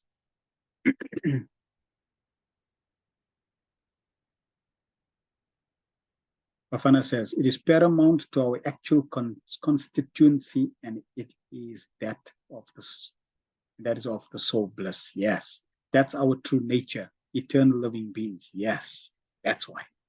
Because we're made of that. We are constituted of that. That is our swarup, that is our nature. It is the nature of the soul to be happy. The soul recognizes others, but seeks in the wrong places. Wrong places, yes. So we need to understand, this is me, this is my nature. If that's my nature, guess what happens? You are attracted to your nature. You are driven by nature. It is natural. Like the fish out of water, it's natural for the fish to be in water. See, it's not an artificial, you know how Prabhupada writes or says in that statement of Chaitanya Hare Krishna, it is not an artificial imposition on the mind. So these things are not artificial imposition on the living entity. It is your nature. It is what you want. So if you strive to give yourself the environment and what you want, even in a small way, you feel happy. Let me give you another example. So keeping this in mind, right? So keeping this specific focus in mind, and what you all have said, tell me in the chat, how many of you love to sleep? You enjoy sleeping. It's nice. It's you like it. Okay, I'm gonna put myself here also. I like to sleep. So, and I'm not talking in like a negative sense. I'm talking genuinely like you like to be refreshed. You like to sleep. You enjoy sleeping. Yes, that says I like to sleep. Yes. So Shamananda says yes. Good. Jagannath Priya says yes. Now we all love to sleep. In fact, if I don't if I don't get sleep, I'll be in trouble. Okay, my next question. So if we love to sleep, keep this in mind now, right? I want you to keep the topic in mind, the focus, keep the topic in mind. Why do we love to sleep?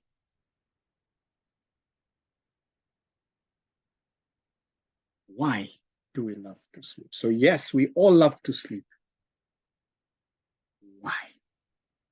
Don't give me any other reason. There may be many reasons. Like one reason I'll give you. It replenishes the body. Okay? It gives, the body gets energized, relaxed. I don't want that meaning. I don't want that reason. I want the reason in relation to the topic that we're discussing right now and the points that you've mentioned. Why is sleep something that people are attracted to? So Cookie says, yes, I like to sleep, but sometimes oversleep due to meds I take. Yeah, that's okay. That's beyond your control. Yeah, beyond your control. See, and here's the other thing. Do not become too unsettled by those things you cannot control. Right? You can try to heal yourself so that you reduce the meds and don't take the meds. That's a different direction. But don't become too unsettled by those environments or situations you cannot control. Okay, so I'm still waiting for an answer. Why do we love to sleep? Les says, I suppose because it's closest to us without the material body, in our truest state nature without false ego. Okay, so you got it. It's false ego is still there, yeah, but it's closer to your nature. Why? If you consider the spiritual world free from the false ego, free from the body, free from the subtle body and gross body, right? Then you get you with your subtle body. Then you get you with your gross body. And you with your gross body in contact with material nature. So when you are awake, you are now active with the material nature, which is further away from the spiritual world, the kingdom of God, with your gross body and subtle body. So you are engrossed in matter with gross and subtle body. It's the furthest away from the spiritual world. Now, when you sleep, you are still in the material world, but you are not physically active in relation to matter. So your gross body is not so active as when you're awake. You got your subtle body, but because your gross activity is not there, you are actually closer to your nature. And because you are closer to your nature, you feel more peace. When you start chanting, you'll find that chanting Hare Krishna, like japa, is even more powerful than sleep. Because now you are not engrossed in material activity, but now you are even more closer to the spiritual environment by chanting Hare Krishna. So in this way, we find that we want to understand the secret of being happy is really trying to get to our nature. Prabhupada then continues. Indirectly, Srila Sukadeva Goswami affirms that Maharaj Parikshit, in the last stage of life, should not desire to transfer himself to the so-called heavenly planets, but should prepare himself for going back home, back to Godhead. So indirectly, we should also be getting this message. If we are at the point of death,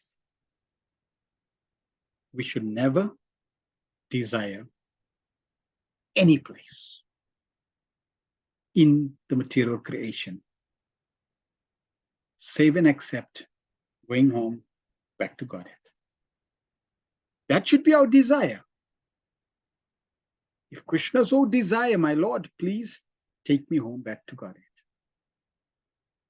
Where Krishna wants to place us is up to him, because if that's our desire and Krishna takes us back home, hallelujah.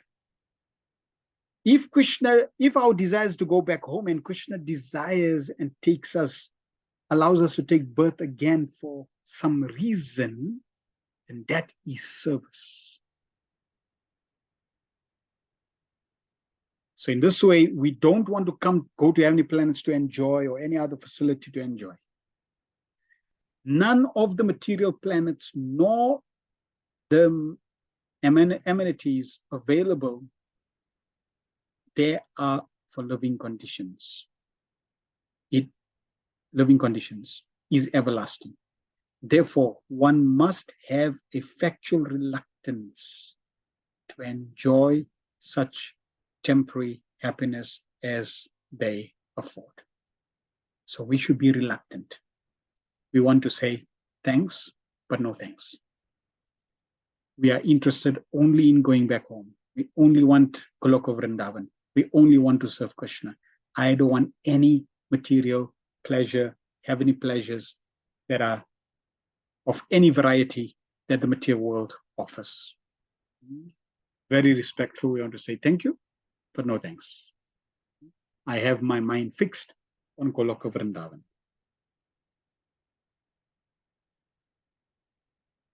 Text 3.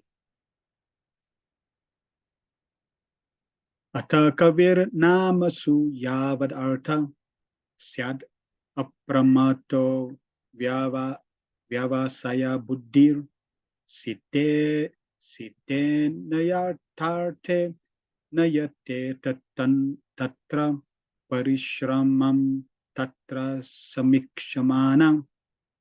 For this reason, the enlightened person should endeavor only for the minimum necessities of life while in the world of names.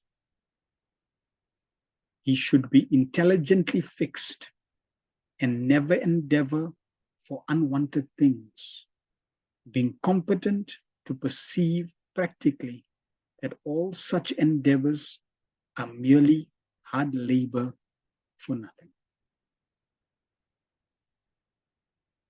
Now Sukadeva Goswami is sharing the qualities and attitudes that's required for us to be in this world, but not of this world. First, should endeavor only for minimum necessities of life. What you require to survive, that's what you should endeavor. To not over endeavor. First point. Second point, while in the world of names, the end result of everything in this world is names. Consider all your family members that have died. What's left? Names. And even those names, they're forgotten. Only a list of names. You ask me, my generation, previous generation, I have no clue. So even those names fall away. Practically, you don't even remember all the people that you loved so much. They'll become a list of names. Then he should be intelligently fixed. We need to use our intelligence to fix ourselves. It's not going to happen automatically. We must use the power of discrimination and do not endeavor for unwanted things. See, people strive only for what they want and not what they need. If you look at the whole marketing arena, people are marketing to everyone what people want, not what people need. Because people are so illusioned that they even forgot what they need. It's everything I want. So with your intelligence, power of discrimination, to not endeavor for unwanted things. And in this way, being competent to perceive practically all such endeavors. Okay, use your intelligence, discriminate, see what is needed, what do, or is it just a want? Is it unnecessary? And in this way, endeavor. And if you endeavor, you'll achieve success. Otherwise, you'll find that all endeavors end up for nothing. Prabhupada in the purport expands on this point now. Bhagavad Dharma, or the cult of Srimad Bhagavatam, is perfectly distinct from the way of fruitive activities, which are considered by the devotees to be merely a waste of time.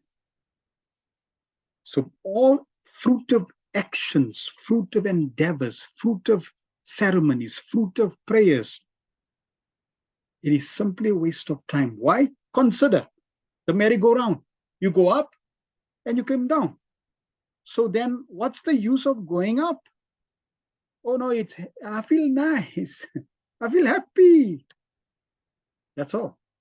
Some temporary sense pleasure. That's exhilarating. Isn't it amazing how people have so many, the people have their bucket list. And in the bucket list, what they put, I want to go bungee jumping. Why I want to go bungee jumping? Because I get, it kicks, it's the adrenaline that's there, and it's, exciting. And it's like, that's the level of activities people strive for. And where does that end up? Merely a waste of time. So we want to see, are my activities focused on giving me eternal benefit? Or is my activities and endeavors in relation to necessities?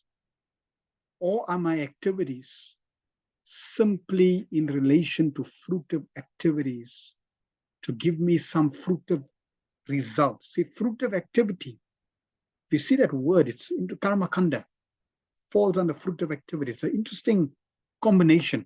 Fruit means I sow a seed, I cultivate to get a fruit. So fruitive activities means actions or activities that give me a fruit. Any activity that gives me a fruit is fruitive activities. But the fruitive activities, the reason for engaging in activities to get the fruit is sense pleasure, predominantly. Gross or subtle. So any gross or subtle activity that I engage in to get some subtle or gross pleasure falls under fruitive activities.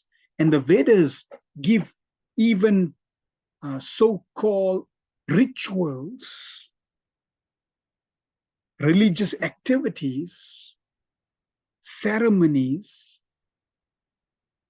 that one can embrace and do to get higher results, higher fruitive results, higher fruits, like going to heavenly pleasures, enjoying somaras, getting a high elevated birth, freedom from different forms of sufferings, etc. Wanting fame, wealth, pleasure of different sorts. So the Vedas are filled with this. But for a devotee, this is simply a waste of time. So this is the cult of Bhagavatam. This is what Bhagavatam is. The Bhagavatam is not interested in these ceremonies and rituals and activities on the level of fruitive activities. For Bhagavatam, this is merely waste of time. So Prabhupada is summarizing the Bhagavad Dharma. So if somebody asks you, what do you do on Saturday? Well, on Saturday, I associate with the Bhagavatam. What's the Bhagavatam? What's the philosophy of the Bhagavatam? Well, this is the philosophy of the Bhagavatam, that anything not directed to increase our attachment to Krishna, our loving propensity to Krishna, is a total waste of time. The whole universe, or for that matter, all material existence, is moving on as Jagat, simply for planning business to make one's position very comfortable, secure. Although everyone sees that this existence is neither comfortable nor secure and can never become comfortable or secure at any stage of development. So the whole world is moving towards this concept of comfort and security. Take these two aspects, comfort and security, and just think. Prabhupada is making this point. Is it true? Is it true that everyone and everything that exists in this whole material creation, the whole universe, all matter, is focused on these two things, comfort and security?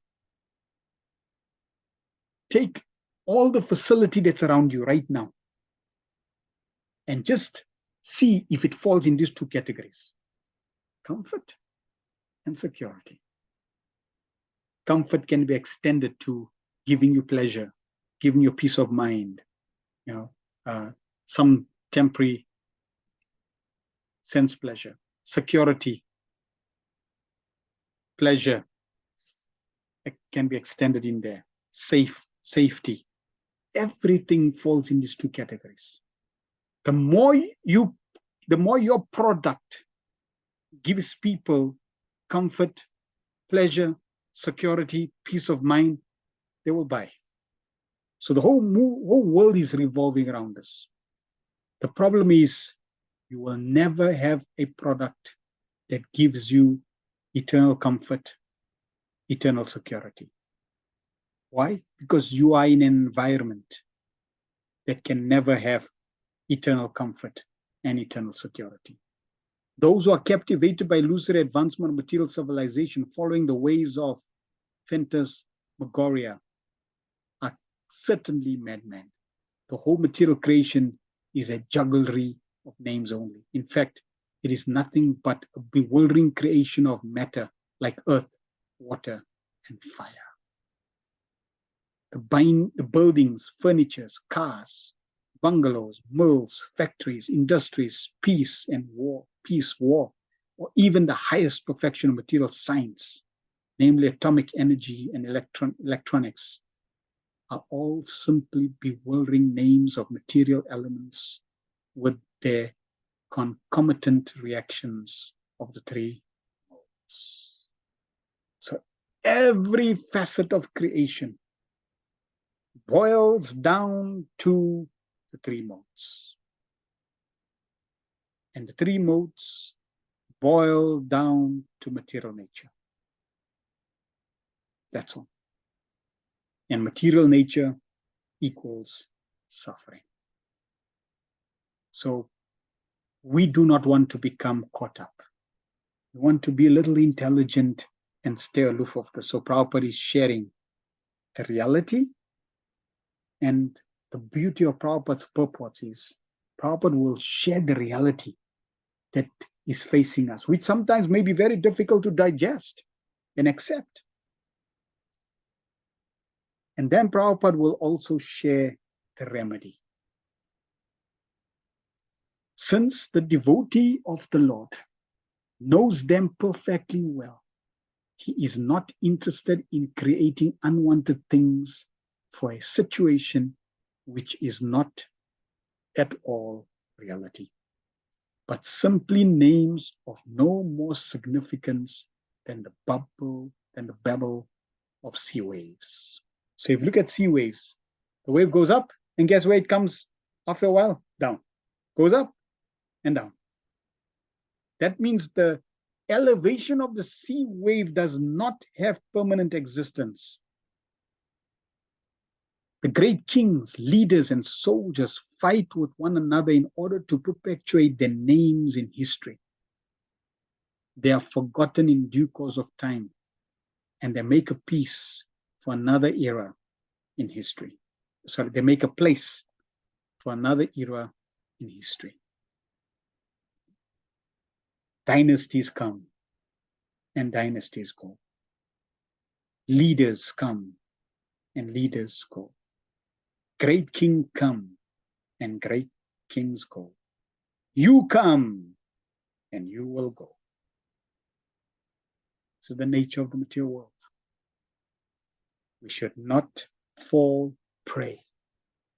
But the devotee realizes how much history and historical persons are useless products of flickering time. Powerful.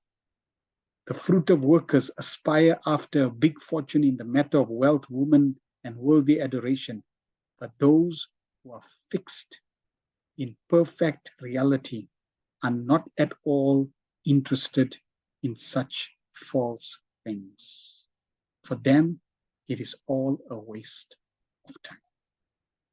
Since every second of human life is important, an enlightened man should be very careful to utilize time very cautiously.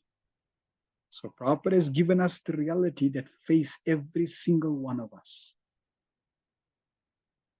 And for all these activities, for all this endeavor, for all this, fame, wealth, glory, women, adoration that people endeavor and strive for, which is a total waste of time. And therefore, Prabhupada links it to the fact that every second of human life is important. And how we utilize our time, we should be very, very cautious. 1 second of human life wasted in vain research of planning for happiness in this material world can never be replaced, even if one spends millions of coins of gold. Not dollars, not rands, because there's inflation and these things fiat will eventually go. One fiat currency comes and it goes. It came in time, it's destroyed in time. So therefore, gold. Millions of gold coins, even millions of gold coins cannot replace 1 second. Therefore, time is the most valuable commodity we all have. Time is real wealth. And therefore, using your time in the most productive way is how you can become the most wealthiest. And the most wealthiest product is regaining our loving service to Krishna. Therefore, our greatest wealth is Srimad Bhagavatam, that teaches us how to revive our relationship with Krishna. Therefore, the transcendentalists desiring freedom from the clutches of Maya or from illusory activities of life is warned herewith not to be captivated by external features of fruitive actors. Human life is never meant for sense gratification, but for self-realization. Srimad Bhagavatam instructs us solely on this subject from the very beginning to the end. Human life is meant for self-realization. So the more we get this will then direct our energy, our effort, and our resources. The civilization which aims at this utmost perfection never indulges in creating unwanted things. And such a perfect civilization prepares man only to accept the bare necessities of life or to follow the principles of the best use of a bad bargain. This encapsulates the philosophy of Krishna consciousness.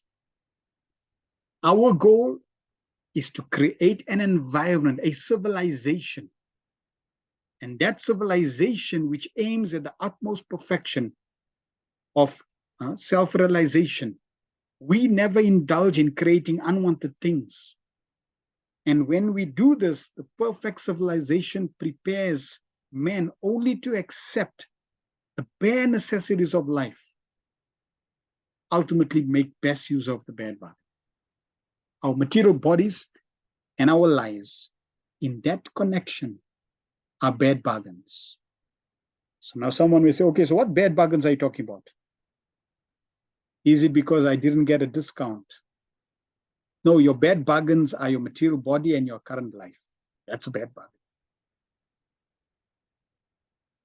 Somebody may say, well, I wish I had a more healthy body. Well, that's a bad bargain. This body that you got is your bad bargain. So accept the bad bargain. Oh yeah, Prabhu, my body is so ill. Just like I'll give an example. I went to India to study, and we would go 6 months, 3 to 6 months, every year to study. So the 1 year I went, I had some eye illness. So then I came back, and the eye illness, increased and became worse, and eventually lost sight. So now I only have one eye. I could now complain and say, yeah, I don't know why Krishna, didn't give me both eyes healthy. Now I only have one eye. So it's a bad bargain. I accept the bad bargain. At least Krishna is giving me one eye instead of two. At least I can still see the Lord. Actually, I can still read. See, so in this way, every situation is a bad bargain. And it is all relative to each individual. So I have a bad bargain. Accept it. And once I accept it, okay, now make best use of the bad bargain. So what's the best use of the bargain that I have? Well, I have only one eye. No problem. Can I use the other eye? Yes. How do I use the other eye? In Krishna service. That's best use of the bad bargain. Our material bodies and our lives in that connection are bad bargains because the living entity is actually spirit. And spiritual advancement of the living entity is absolutely necessary. You are spirit. So now if I extend that a little further than that, and in relation to the example I gave you, well, I only got one eye. You're right on one level, and you're wrong on another level. Yes, the material body only has one eye that's working. But you as a spiritual being, you've got both eyes that are working. So now, if you say, well, I only got one eye that's working, that's really not correct. See, it's not correct when you have a proper perspective, the actual perspective. Therefore, probably saying that our material bodies and our lives in that connection are bad bargains because living entity is actually spirit. So having the body, material body, and having material life really is unwanted, is unnecessary, is a bad bargain. Why? Because you are spirit. You don't need the material body. You don't need material life. Therefore, you don't need material suffering. It's superfluous. But you have it. You got it. And you can't just say, I don't want it. It's bound to you because of the glue of false ego. So now I make use of this bad bargain, which I don't want, and with it, take advantage of it so that you can become free from it. And that is absolutely necessary. Human life is intended for realization of this important factor, and one should act accordingly, accepting only the bare necessities of life and depending more on God's gifts without diversion of human energy for any other purpose, such as being mad for material enjoyment. When we use the bad bargains and direct ourselves back to our original constitution, now there's value. The materialistic advancement of civilization is called civilization of the demons, which ultimately ends in wars and scarcity. Transcendentalism is specifically warned herein to be fixed in mind, so that even if there is difficulty in plain living and high thinking, he will not budge even an inch from his stark determination.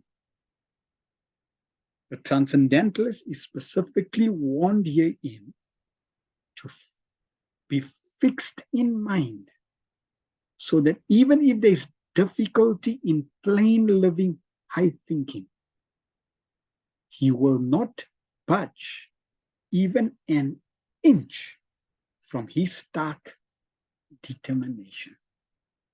So Prabhupada is giving us the secret formula here. Is it going to be difficult? Yes. You're going to strive to live simple, plain living, high thinking. But it's not going to be easy. So the difficulty is going to be there. No problem with the difficulty. See, it's not the difficulty that's the problem.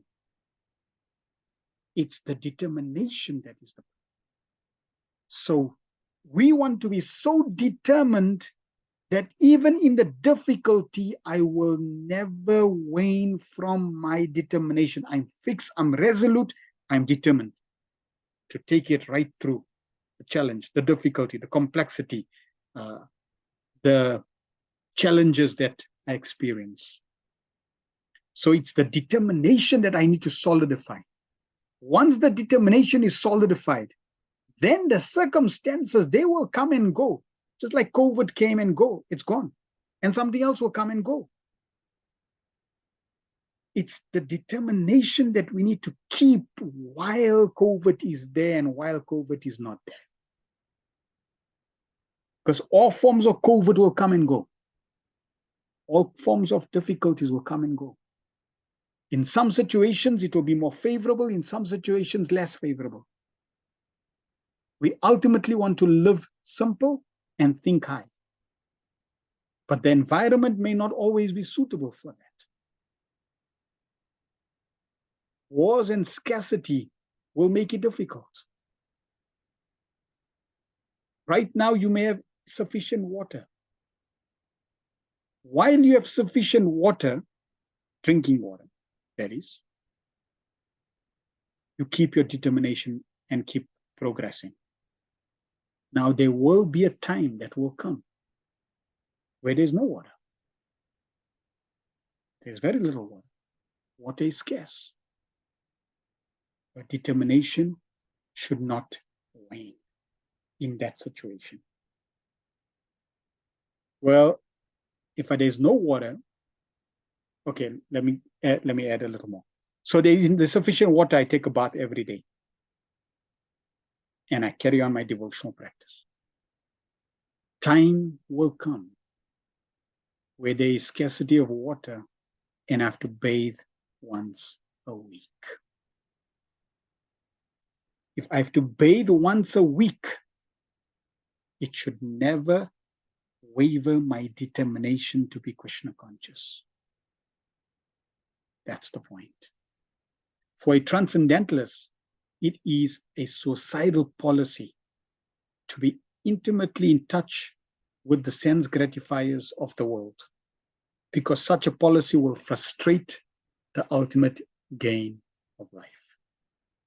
So choose your association wisely, because association will strengthen desire. Sense gratifiers will intensify your desires to gratify your senses. And that is why we are choosing wisely to associate regularly with Bhagavatam. Because just see what Bhagavatam is doing. We are currently associating with Bhagavatam. We are associating with the book Bhagavat, and we are associating with the person Bhagavat, Srila Prabhupada. And see what the Bhagavatam is doing. The Bhagavatam is giving us a reality check. The Bhagavatam is keeping us focused. The Bhagavatam is giving us the awareness and making sure that we don't lose focus of the goal. The Bhagavatam is giving us practical direction, how to stay determined, how to stay focused. The Bhagavatam is warning us of all the challenges. The Bhagavatam is highlighting the benefits of where we are going to. This is the benefit of associating with the Bhagavatam. Sukadeva Goswami met Maharaj Parikshit when the latter felt a necessity for such a meeting. It is a duty of a transcendentalist to help persons who desire real salvation and to support the cause of salvation. So in this way, we're helping each other, we're supporting each other, we giving each other the support to keep going on this path. One might note that Sukadeva Goswami never met Maharaj Parikshit while he was ruling as a great king. For a transcendentalist, the mode of activities is explained in the next sloka. Text 4.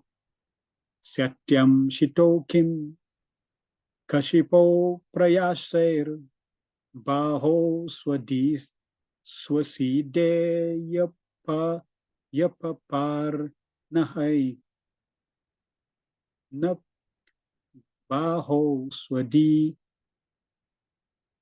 de yapabar nahai nakim satyang jalokim purudana patrai digval kalado satikim dukalai. When there are ample earthly flats to lie on, what is the necessity of cots and beds? When one can use his own arms, what is the necessity for pillow? When one can use the palms of his hands, what is the necessity of varieties of utensils? When there is ample covering or the skin of trees, what is the necessity of clothing? Now, if one reads this verse, then it says, you don't need a bed. You don't need a pillow. You don't need utensils. And you don't need clothes. So why are you wearing clothes? Why do you have utensils? Why do you have a bed? Why do you have these things? Therefore, we need a purport. So let us see what Prabhupada says. Let us hear what Prabhupada is saying. The necessities of life for the protection and comfort of the body must not be unnecessarily increased. That's the point. And see how this is connected to the previous point that Prabhupada says. The whole material creation, everything in creation is revolving around security and comfort. Now, because of the security and comfort, we extend this practically to an unlimited level of creativity. We're not happy with this, therefore we extend it again and again, and it can go eternally. There's no limit to the creative potency, what we can create. You're not happy with a cushion. Okay, make a chair. You're not happy with the chair, make a lazy boy. You're not happy with a lazy boy, well, make an automatic lazy boy. You're not happy with automatic lazy boy. Okay, it goes and there's no limit. Therefore, Prabhupada is warning, Sukadeva Goswami is warning, the necessities of life for protection and comfort of the body must not be unnecessarily increased. Yes, you need comfort and you need protection, but don't unnecessarily increase it. That's the bottom line. Now, Prabhupada will expand that in relation to different scenarios and situations. Human energy is spoiled in vain searching after such illusory happiness. If one is able to lie down on the floor, then why should one endeavor to get a good bedstead or soft cushion to lie on? If one can rest without any pillow, what makes use of any pillow and make use of the soft arms elbowed by nature? There is no necessity of searching after a pillow. If we make a study of if we make a study of the general life of animals, we can see that they have no intelligence for building big houses, furnitures, and other household paraphernalia, and yet they maintain a healthy life by lying down on the open land. They do not know how to cook or prepare foodstuff, yet they still live healthy lives more easily than human beings. This does not mean that human civilization should revert to animal life, or that human beings should live naked in the jungles without any culture, education, and sense of morality. An intelligent human cannot live a life of an animal. Rather, man should try to utilize his intelligence in arts and science, poetry, and philosophy. That's where energy should be directed, not in increasing protection and comforts beyond necessity. And art, science, poetry, and philosophy should be encouraged in line with the Bhagavatam, in line with raising God consciousness. Now this is human civilization. We see there are more hospitals in human civilization than in the animal kingdom. Why? Because of the artificial lifestyle, because of unnecessary comfort and protection. In such a way, he can further the progressive march of human civilization. But here the idea given by Sukadeva Goswami is that the reserve energy of human life, which is far superior to that of animals, should simply be utilized for sense or self-realization. Therefore, simple living, high thinking. If we simplify our life, we will have more time and energy for self-realization. Don't complicate your life. Use the bare necessities and then utilize all your additional resources for self-realization. Advancement of human civilization must be towards the goal of establishing our lost relationship with God, which is not possible in any form of life other than human. One must realize the nullity of material phenomena, considering them a passing phantasmagoria, and must endeavor to make a solution to the miseries of life. Self-complacence with a polished type of animal civilization geared to sense gratification is delusion, and such a civilization is not worthy of the name. In pursuits of such false activities, a human being is in the clutches of Maya or illusion.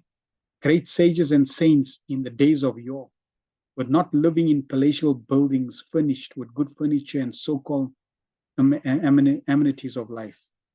They used to live in huts and groves and sit on the flat ground, and yet they have left immense treasure of high knowledge with all perfection.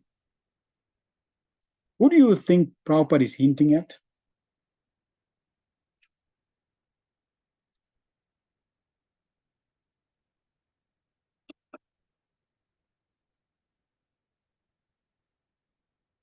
Who is Prabhupada hinting at? Sages? More specific?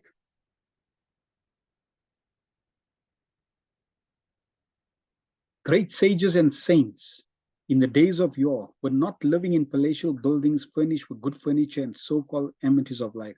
They used to live in huts and groves and sit on the flat grounds, and yet they left immense treasures of high knowledge with all perfection. That last statement is your key. They left immense treasures of high knowledge. See, the examples you're giving me, sages, Maharaj Parikshit, Brahmanas, they did not leave high knowledge with all perfection. Who gave us the highest wisdom? Who gave us the highest perfection? Who gave us the highest objectives?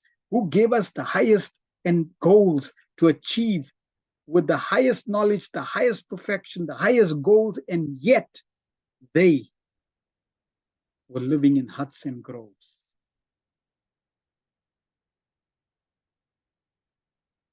Next purport or next paragraph. Srila Vyasadeva, not spot on still. Prabhupada, okay, here's the answer. Srila Rupa Goswami and Srila Sanatana Goswami were high-ranking ministers of state, but they were able to leave behind them immense writings on transcendental knowledge while living under a succession of trees, residing for only one night under each tree. They did not live even 2 nights under the same tree. And what to speak of living in well-furnished rooms with modern amenities. And still they were able to give us most important literatures for self-realization. The Goswamis. They gave us wealth of knowledge that is incomparable. And yet they were living under a tree. This is the highest level of perfection of renunciation. The so-called comforts of life are not actually helpful for progressive civilization. So here's the point that Prabhupada is making now, is that you don't need comforts to make advancement in spiritual life. You do not need comforts to make advancement in spiritual life. You just need the bare necessities to make advancement in spiritual life. Rather, they are determined to such progressive life. In the system of Sanatana Dharma, or the 4 divisions of social life and 4 orders of progressive realization, there are ample opportunities and sufficient direction for a happy termination of the progressive life. And the sincere followers are advised herein to accept a voluntary life of renunciation in order to achieve the desired goal of life.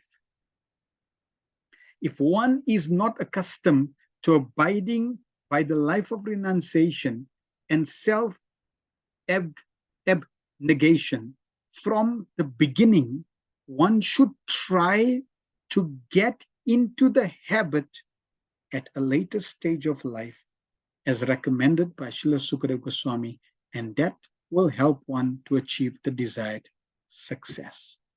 So, according to your situation, whether you are a Brahmana, a Kshatriya, Vaishya, Sudra, according to Brahmachari, Grihastha, Vanaprastha, or Sannyas, according to your ashram, wherever you are situated, try to make best use of the bad bargain.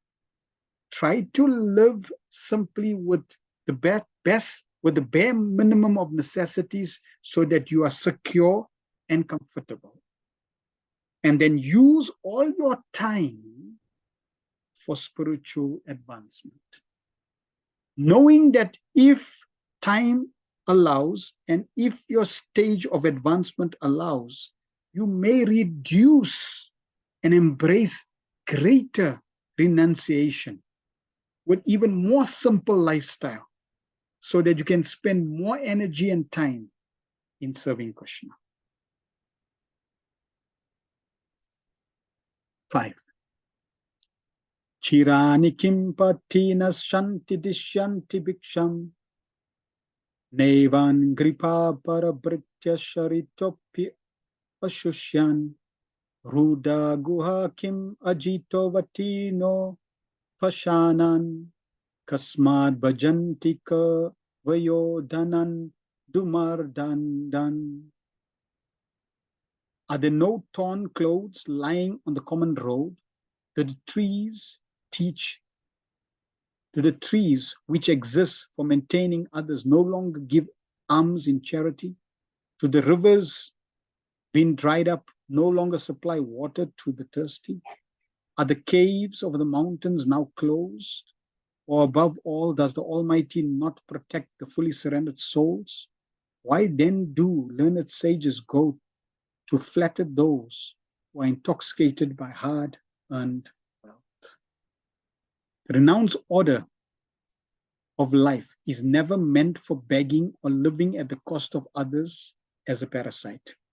So now Prabhupada and Sukadeva Goswami is sharing.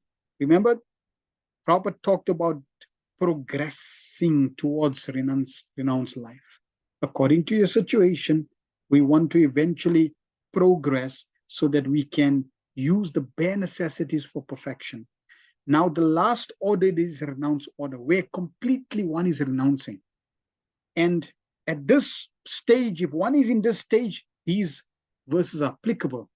If one is moving towards the stage, the warning of these stages is applicable to us. And we should try to see how is that relevant in our time also, that I do not start exploiting others and the facility I've been given. So renounced order of life is never meant for begging or living at the cost of others as a parasite. According to dictionary, a parasite is a sycophant who lives at the cost of the society without making any contribution to that society. So how is that relevant? To not live in a society and be a parasite. To not be a parasite.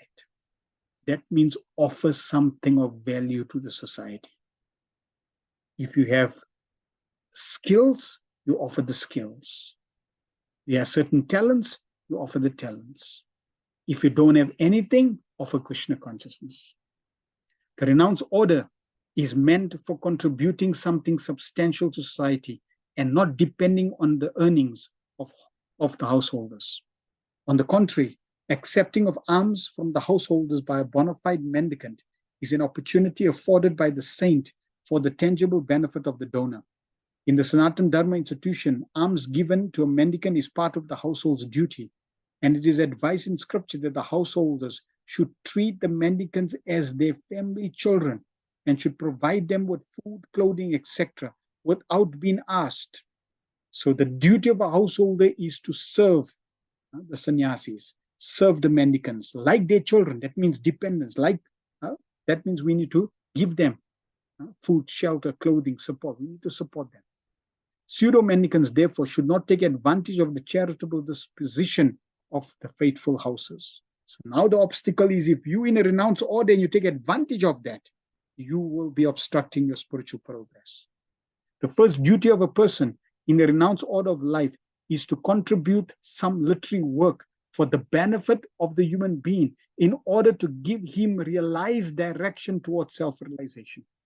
So to give scripture so that the householders will be able to realize perfect direction. They will get realization of where they need to go towards self-realization. My question to you all is, if you take that statement, the first duty of a person in renounced order of life is to contribute some literary work for the benefit of human being in order to give him realized direction towards self-realization. Who is this statement talking about very practically and relevant in today's world, right now and here.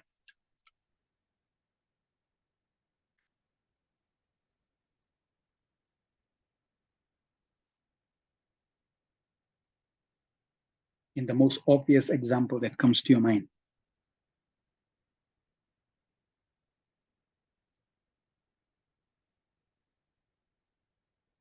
Yes, Srila Prabhupada. Prabhupada has done that. He sacrificed his energy, his time to help. He's been in the renounce order, sannyas, last order. He sacrificed his time, contribute literary work for the benefit of for all human beings, so that they can get tangible realization towards the goal. Amongst the other duties in the household life, order of life of Srila Sanatan, Srila Rupa, and other Goswamis of Vrindavan, the foremost duty discharged by them was to hold learned discourses among themselves at Sevakunj, Vrindavan, the spot where Sri Radha Damodar temple was established by Srila Shiva Goswami, and where actual Samadhi tombs of Srila Rupa Goswami and Srila Shiva Goswami were laid. For the benefit of all in human society, they left behind them immense literature of transcendent importance. Similarly, all the acharyas who voluntarily accept the renounced order of life aimed at the benefit of human society and not at living a comfortable or irresponsible life at the cost of others. However, those who cannot give any contribution should not go to the householders for food. For such mendicants, asking bread from householders are an insult to the highest order. So Prabhupada is warning, if you in this renounced order of life, you have a high and a very important responsibility and duty, not to be a parasite, not to exploit the charitable disposition of householders. Sukadeva Goswami gave this warning, especially for those mendicants who adopt this line of profession to solve the economic problems. Such mendicants are in abundance in the age of Kali. Just as for us, there may be many obstacles that deviate us from the path of Krishna consciousness. Unnecessary ones, having more comforts than required, etc. Sense gratification. Every ashram have their obstacles. And the Bhagavatam is not just focusing on Grihasthas. The Bhagavatam is focusing on all human beings, all living entities. So therefore you find that the Bhagavatam is teaching how to be secure in every ashram. And here specifically, not being a parasite, offering of value to others for the mendicants. But it's also applicable, the principle is also applicable to us, to not be a parasite. Try to offer something of service to the society, to your fellow men. When a man becomes a mendicant willfully or by circumstances, he must be of firm faith and conviction that the Supreme Lord is the maintainer of all living beings everywhere in the universe. We should also acquire that mentality, that Krishna is the maintainer. And therefore, Krishna will maintain me in whatever situation I am. I simply need to depend on Krishna. That doesn't mean I do nothing. I do my best and depend on Krishna. Why then would he neglect the maintenance of a surrendered soul who is 100% engaged in the service of the Lord? A common master looks to the necessities of his servant. Note, a common master will do that. So how much more would the all-powerful, all-opulent Supreme Lord look after the necessities of life for a fully surrendered soul? If we are fully surrendering to Krishna, why would Krishna not look after the necessities of life? We simply have to focus on surrendering. doing our best, and Krishna will do the rest. The general rule is that mendicant devotee will accept a simple, small loincloth without asking any more to give it in charity. He simply salvages it from the rejected torn cloth thrown in the street. When he is hungry, he may go to a magnanimous tree which drops fruits. When he is thirsty, he may drink water from the flowing river.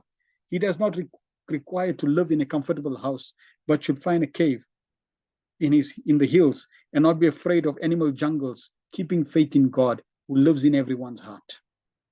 The Lord may dictate to the tigers and other jungle animals not to disturb his devotee. How profound. The example was Haridas Thakur. When Haridas Thakur was living in a cave, a huge snake came. Haridas Thakur was not fearful.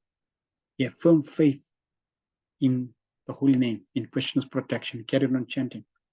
And the super soul in the heart of that serpent, that python, told him, you just don't disturb, don't make any mischief, just go past. And he went past. This is Krishna consciousness. We have to understand the Lord is there in the heart of all living entities. He's also in your heart. Therefore, in every endeavor, keep this in the back of the mind. Keep this in the back of your mind. Firstly, Krishna is there in your heart, meaning he's watching. He knows your intention. You cannot cheat him. He knows your sincerity. He knows what you need. He knows your endeavor. He knows what you're doing.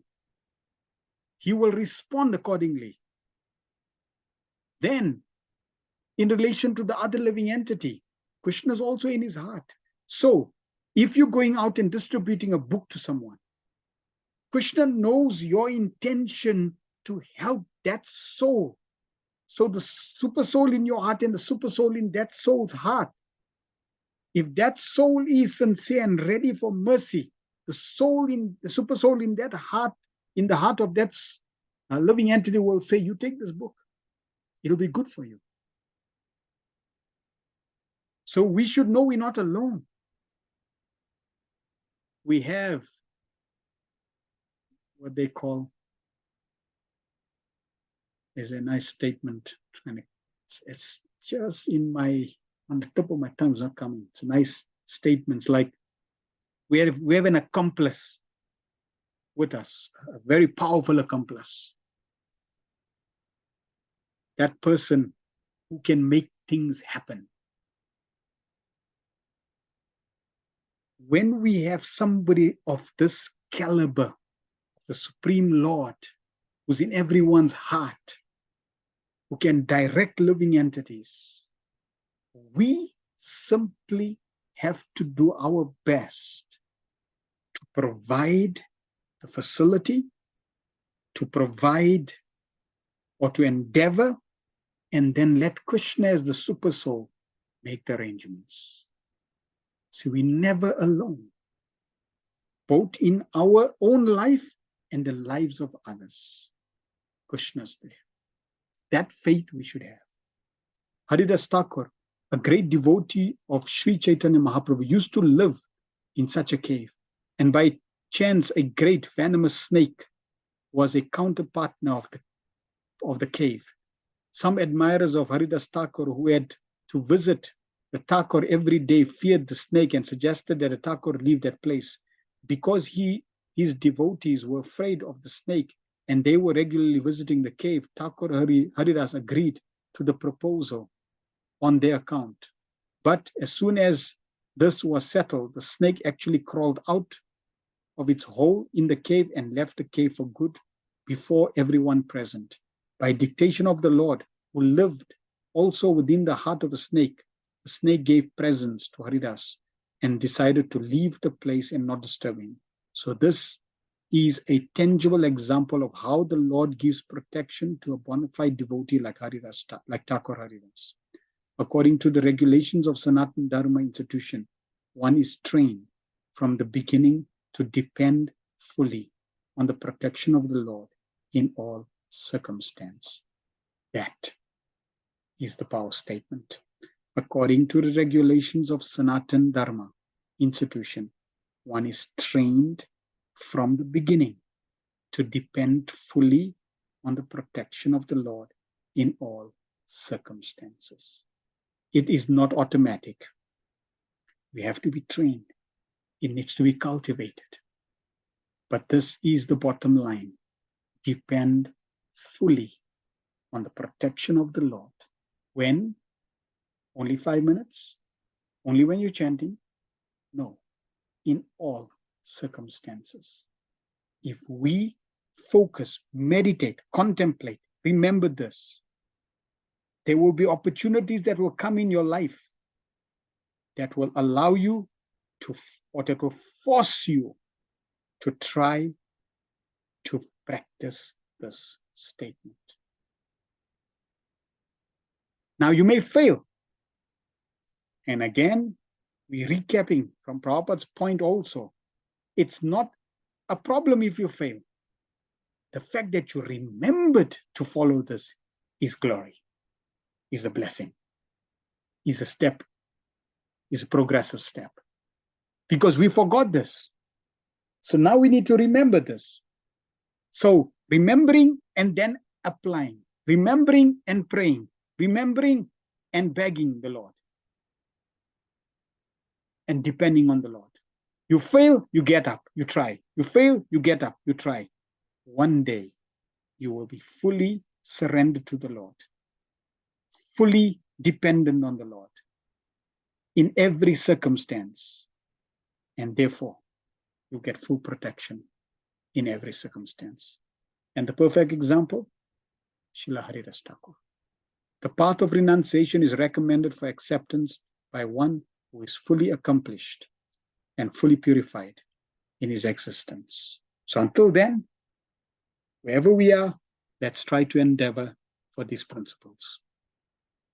This stage is described also in Bhagavad Gita 16.5 as Devi Sampat. A human being is required to accumulate Devi Sampat, or spiritual assets.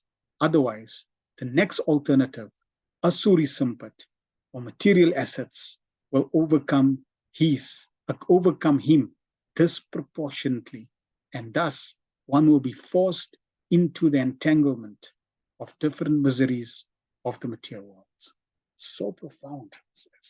Such an amazing revelation the Prabhupada is giving. You want to accumulate assets? What assets do you want? Everybody wants to make money by accumulating assets. Good. What assets are you accumulating? Are you accumulating Devi Sampat, spiritual assets, or material assets? Oh, nobody told me about spiritual. What spiritual assets? Nobody told me about spiritual. Somebody told me I must get a house and money and car. These are all the assets I need to get. These are material assets. And the problem is everybody's accumulating these material assets. They're neglecting spiritual assets. And when there's a disproportionate element, what happens? One will be forced into entanglement of different miseries of material.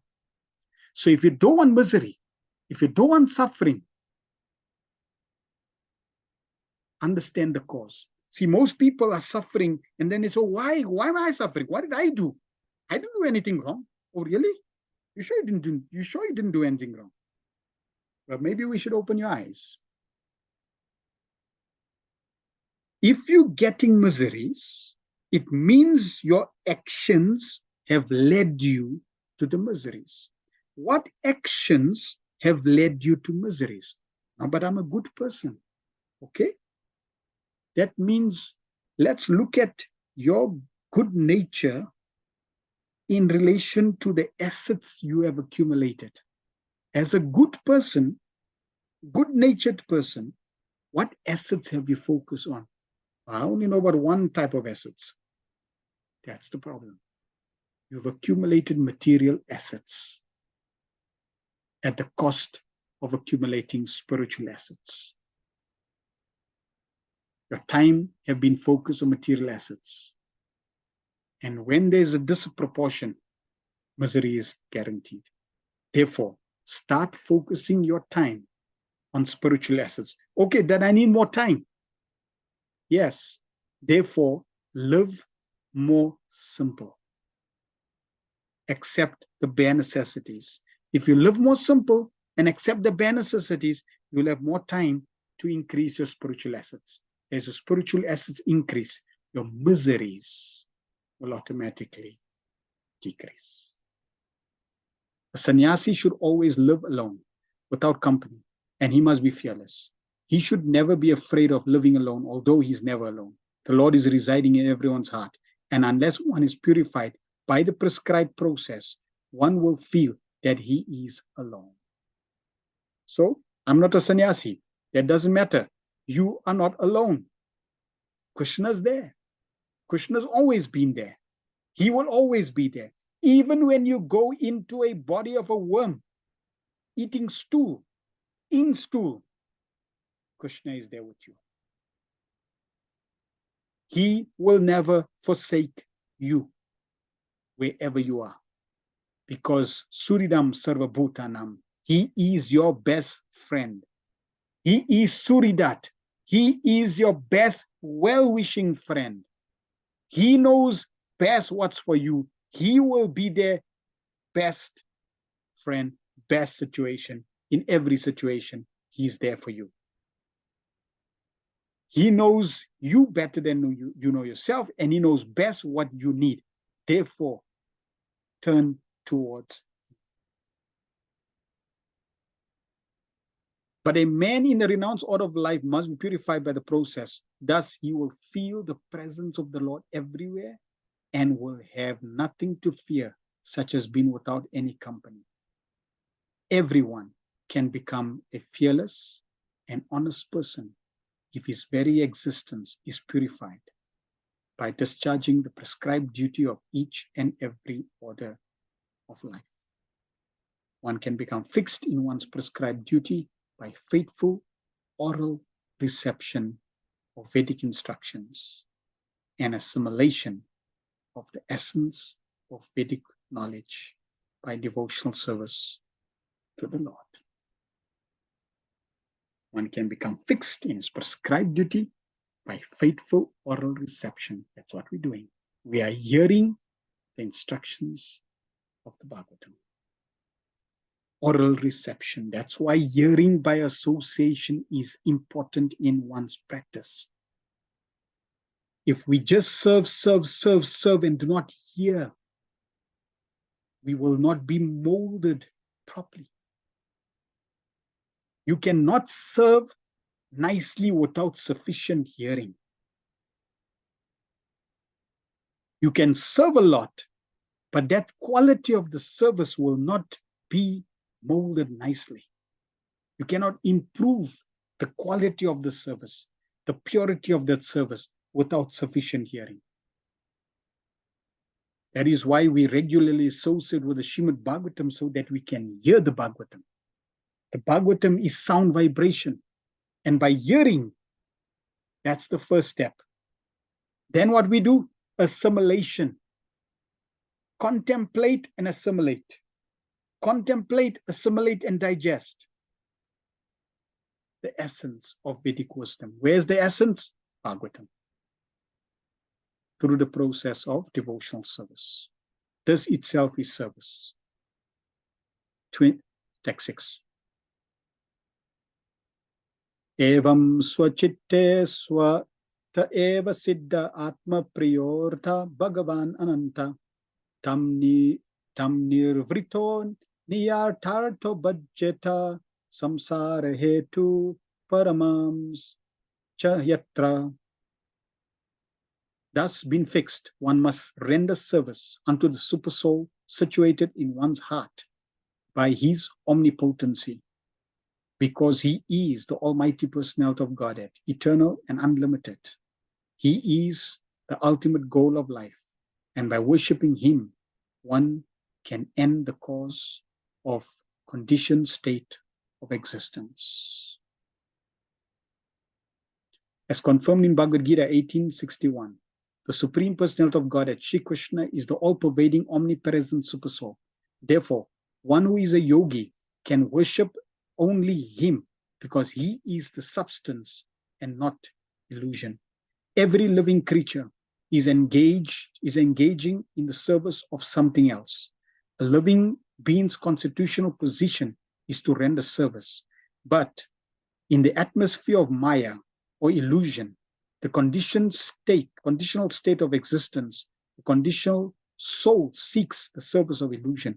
A conditioned soul works in the service of his temporary bodily relatives like the wife and children, and the necessary paraphernalia for maintaining the body and bodily relations, such as house, land, wealth, society, and country. But he does not know that all such renderings of service are totally illusory. As we have discussed many times before, this material world is itself an illusion, like a mirage in the desert. In the desert, there is an illusion of water. The foolish animal becomes entrapped by such an illusion and runs after water in the desert, although there is no water at all. So, it is not illusion in the sense that it doesn't exist. It exists, but because it's temporary and you are eternal, therefore, it has no substance, no real substance, and therefore illusion. But the lack of water in the desert should not lead one to conclude that there is no water at all. The intelligent person knows well that there is certainly water in the seas and oceans, but such vast reservoir of water are far, far away from the desert. One should therefore search for water in the vicinity of seas and oceans and not in the desert. So search for reality, not in this world. Search for happiness, not in this world, but in the kingdom of God. Every one of us is searching after real happiness in life, namely eternal life, eternal or unlimited knowledge, unending blissful life. But foolish people have no knowledge of substance, no knowledge of the substance search after the reality of life in the illusion. The material body does not endure eternally, and everything in relation with this temporary body, such as wife, children, society, country, also changes along with the change of the body. This is called samsara, or repetition of birth, death, old age, and disease. We would like to find a solution for all these problems of life, but we do not know the way. Herein it is suggested that anyone who wants to make an end to these miseries of life, namely repetition of birth, death, disease, and old age, must take to the process of worshiping the Supreme Lord and not others, as it is also ultimately suggested in Bhagavad Gita 18:65. If we all want to end the cause of our conditioned life, we must take to the worship of the Supreme Shri, of Lord Shri Krishna, who is present in everyone's heart as his natural affection for living beings, who are actually parts and parcels of the Lord. Bhagavad Gita 18:61. The baby in the lap of his mother is naturally attached to the mother, and the mother is attached to the child. But when the child grows up and becomes overwhelmed by circumstances, he gradually becomes detached from the mother. Although the mother always expects some sort of service from the grown-up child and is equally affectionate towards her child, even though the child is forgetful. Similarly, because we are all part and parcel of the Lord is always affectionate to us, and he always tries to get us back home, back to God. But we, the conditioned souls, do not care for him and run instead after illusory body connections. We must therefore extricate ourselves from all illusory connections of the world and seek reunion with the Lord, trying to render service unto him because he is the ultimate truth. Actually, we are hankering after him as the child seeks the mother. And to search out the Supreme Personality of Godhead, we need not go anywhere else because the Lord is within our hearts. This does not suggest, however, that we should not go to the places of worship, namely the temple, churches, and mosques. Such holy places of worship are also occupied by the Lord because the Lord is omnipresent. For the common man, these holy places are centers of learning about the signs of God. When the temples are devoid of activities, When the temples are devoid of activities, the people in general become uninterested in such places, and consequently the mass of people gradually become godless, and a godless civilization is the result. So temples, churches, mosques, what are they? They are meant to be places of learning the science of God.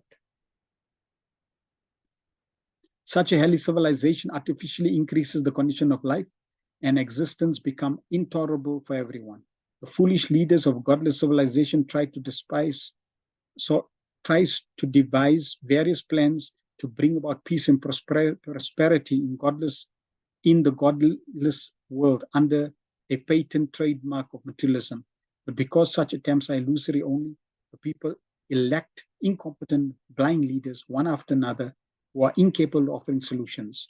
If we want at all to end this anomaly of godless civilization, we must follow the principles of revealed scriptures like Srimad Bhagavatam and follow the instructions of a person like Sri Sukadeva Goswami, who has no attraction for material gain.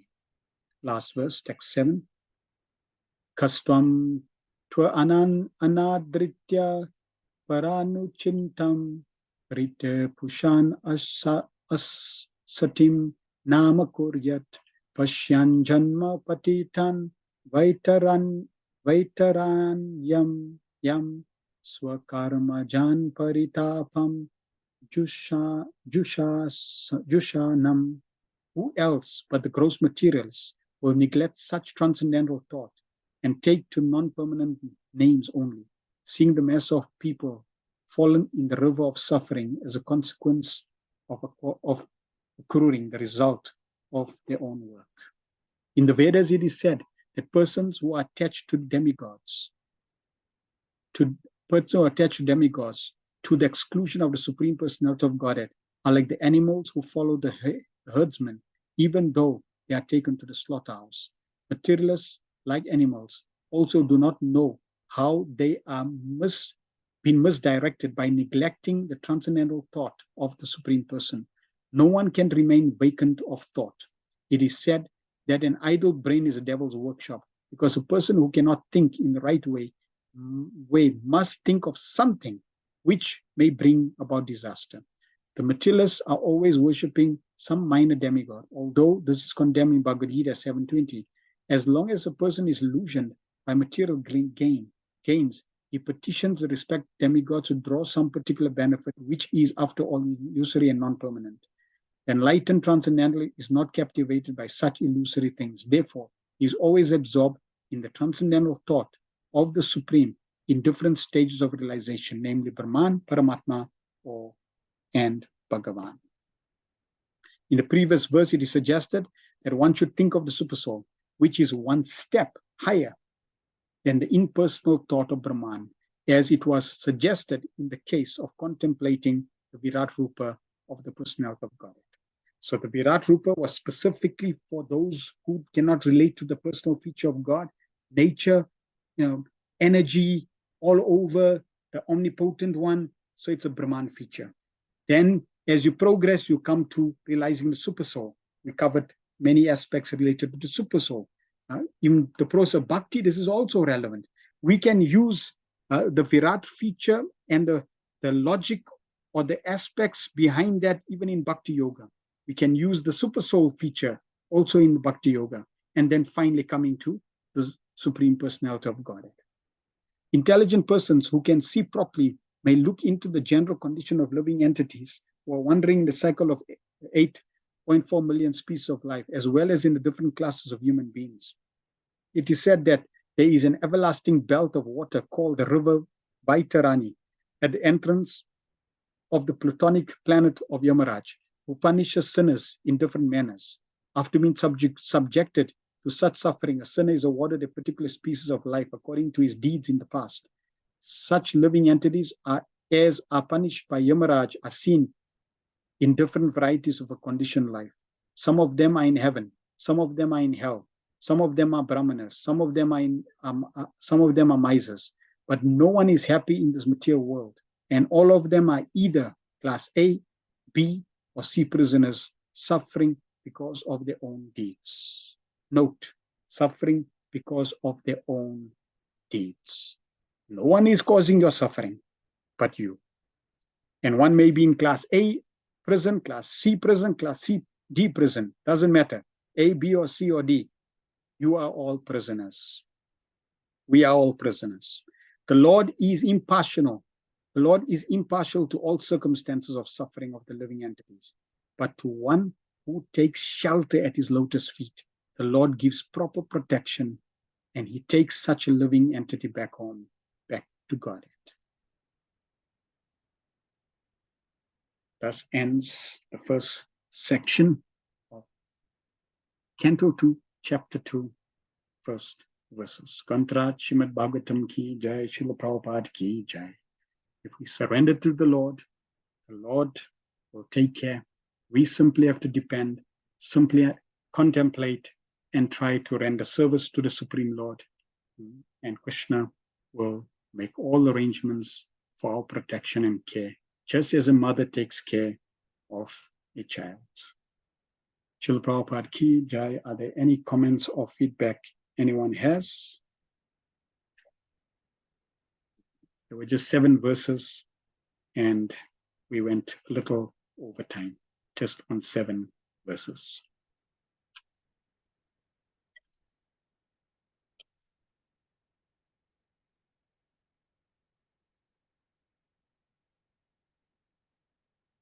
If anybody would like to unmute yourself, you can also unmute.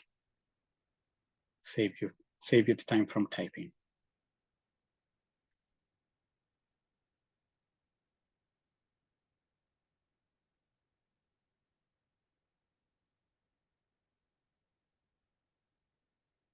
I'll just wait a minute or two to see if anybody's typing. And the last says, Hare Krishna Prabhu, thanks so much for today's wonderful class. I simply love the interactive nature of this class and forcing me to think about the application of knowledge. Thank you. Yes.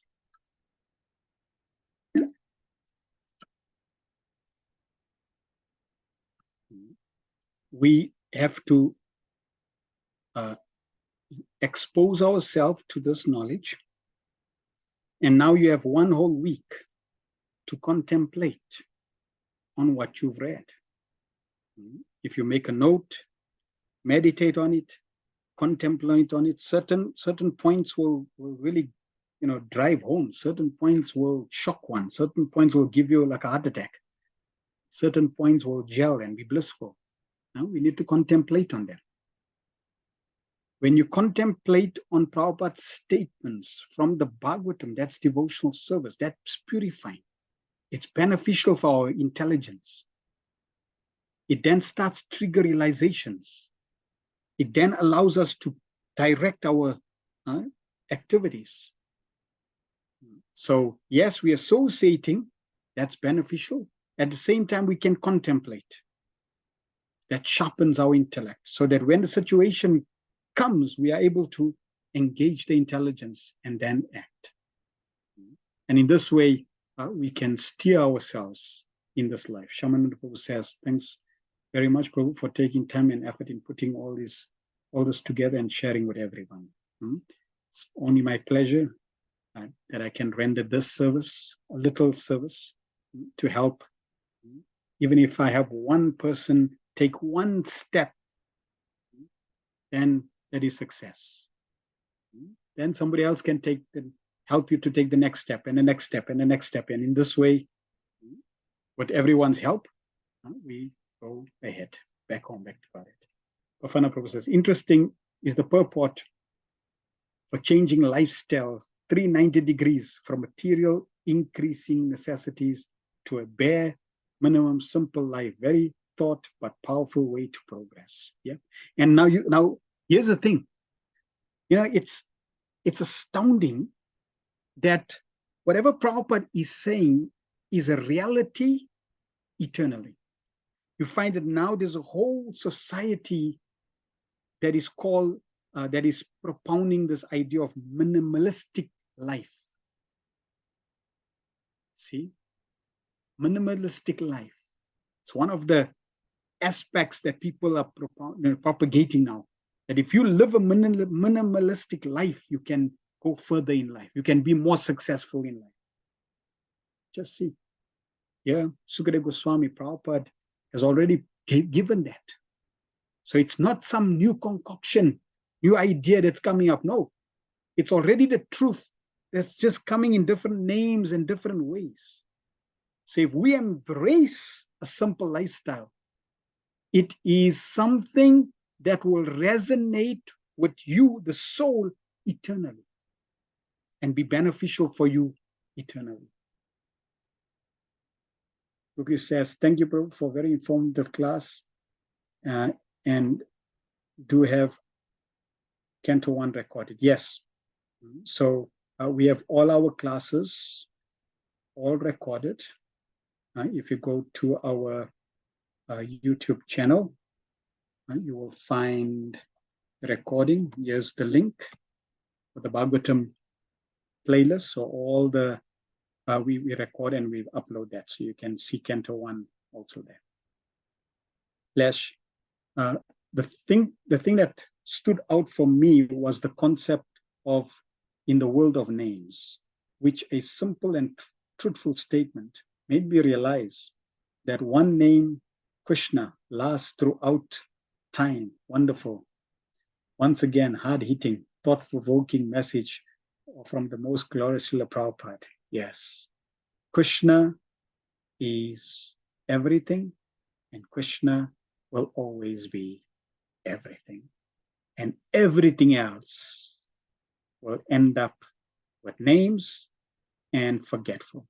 So if we can remember that everything in this world will end up as names, but that name of Krishna will reveal everything that is of substance that we need. So let us take full shelter of Krishna's names. Bafana Prabhu. Unintelligent children go merry-go-round, going up and down. We're really suffering blindly. Yeah, so we're so sure of our civilization. Srimad Bhagavatam discourse is so powerful. Yes.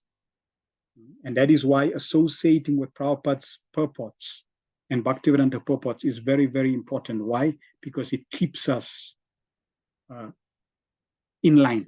It reminds us so that we can keep in line and in this way continue. Thank you very much for everyone's kind association and presence. We will continue next week. Grantaraj Srimad Bhagavatam ki jai, Srila Prabhupada ki jai, Nitai, Go Pramanande, Hari Hari.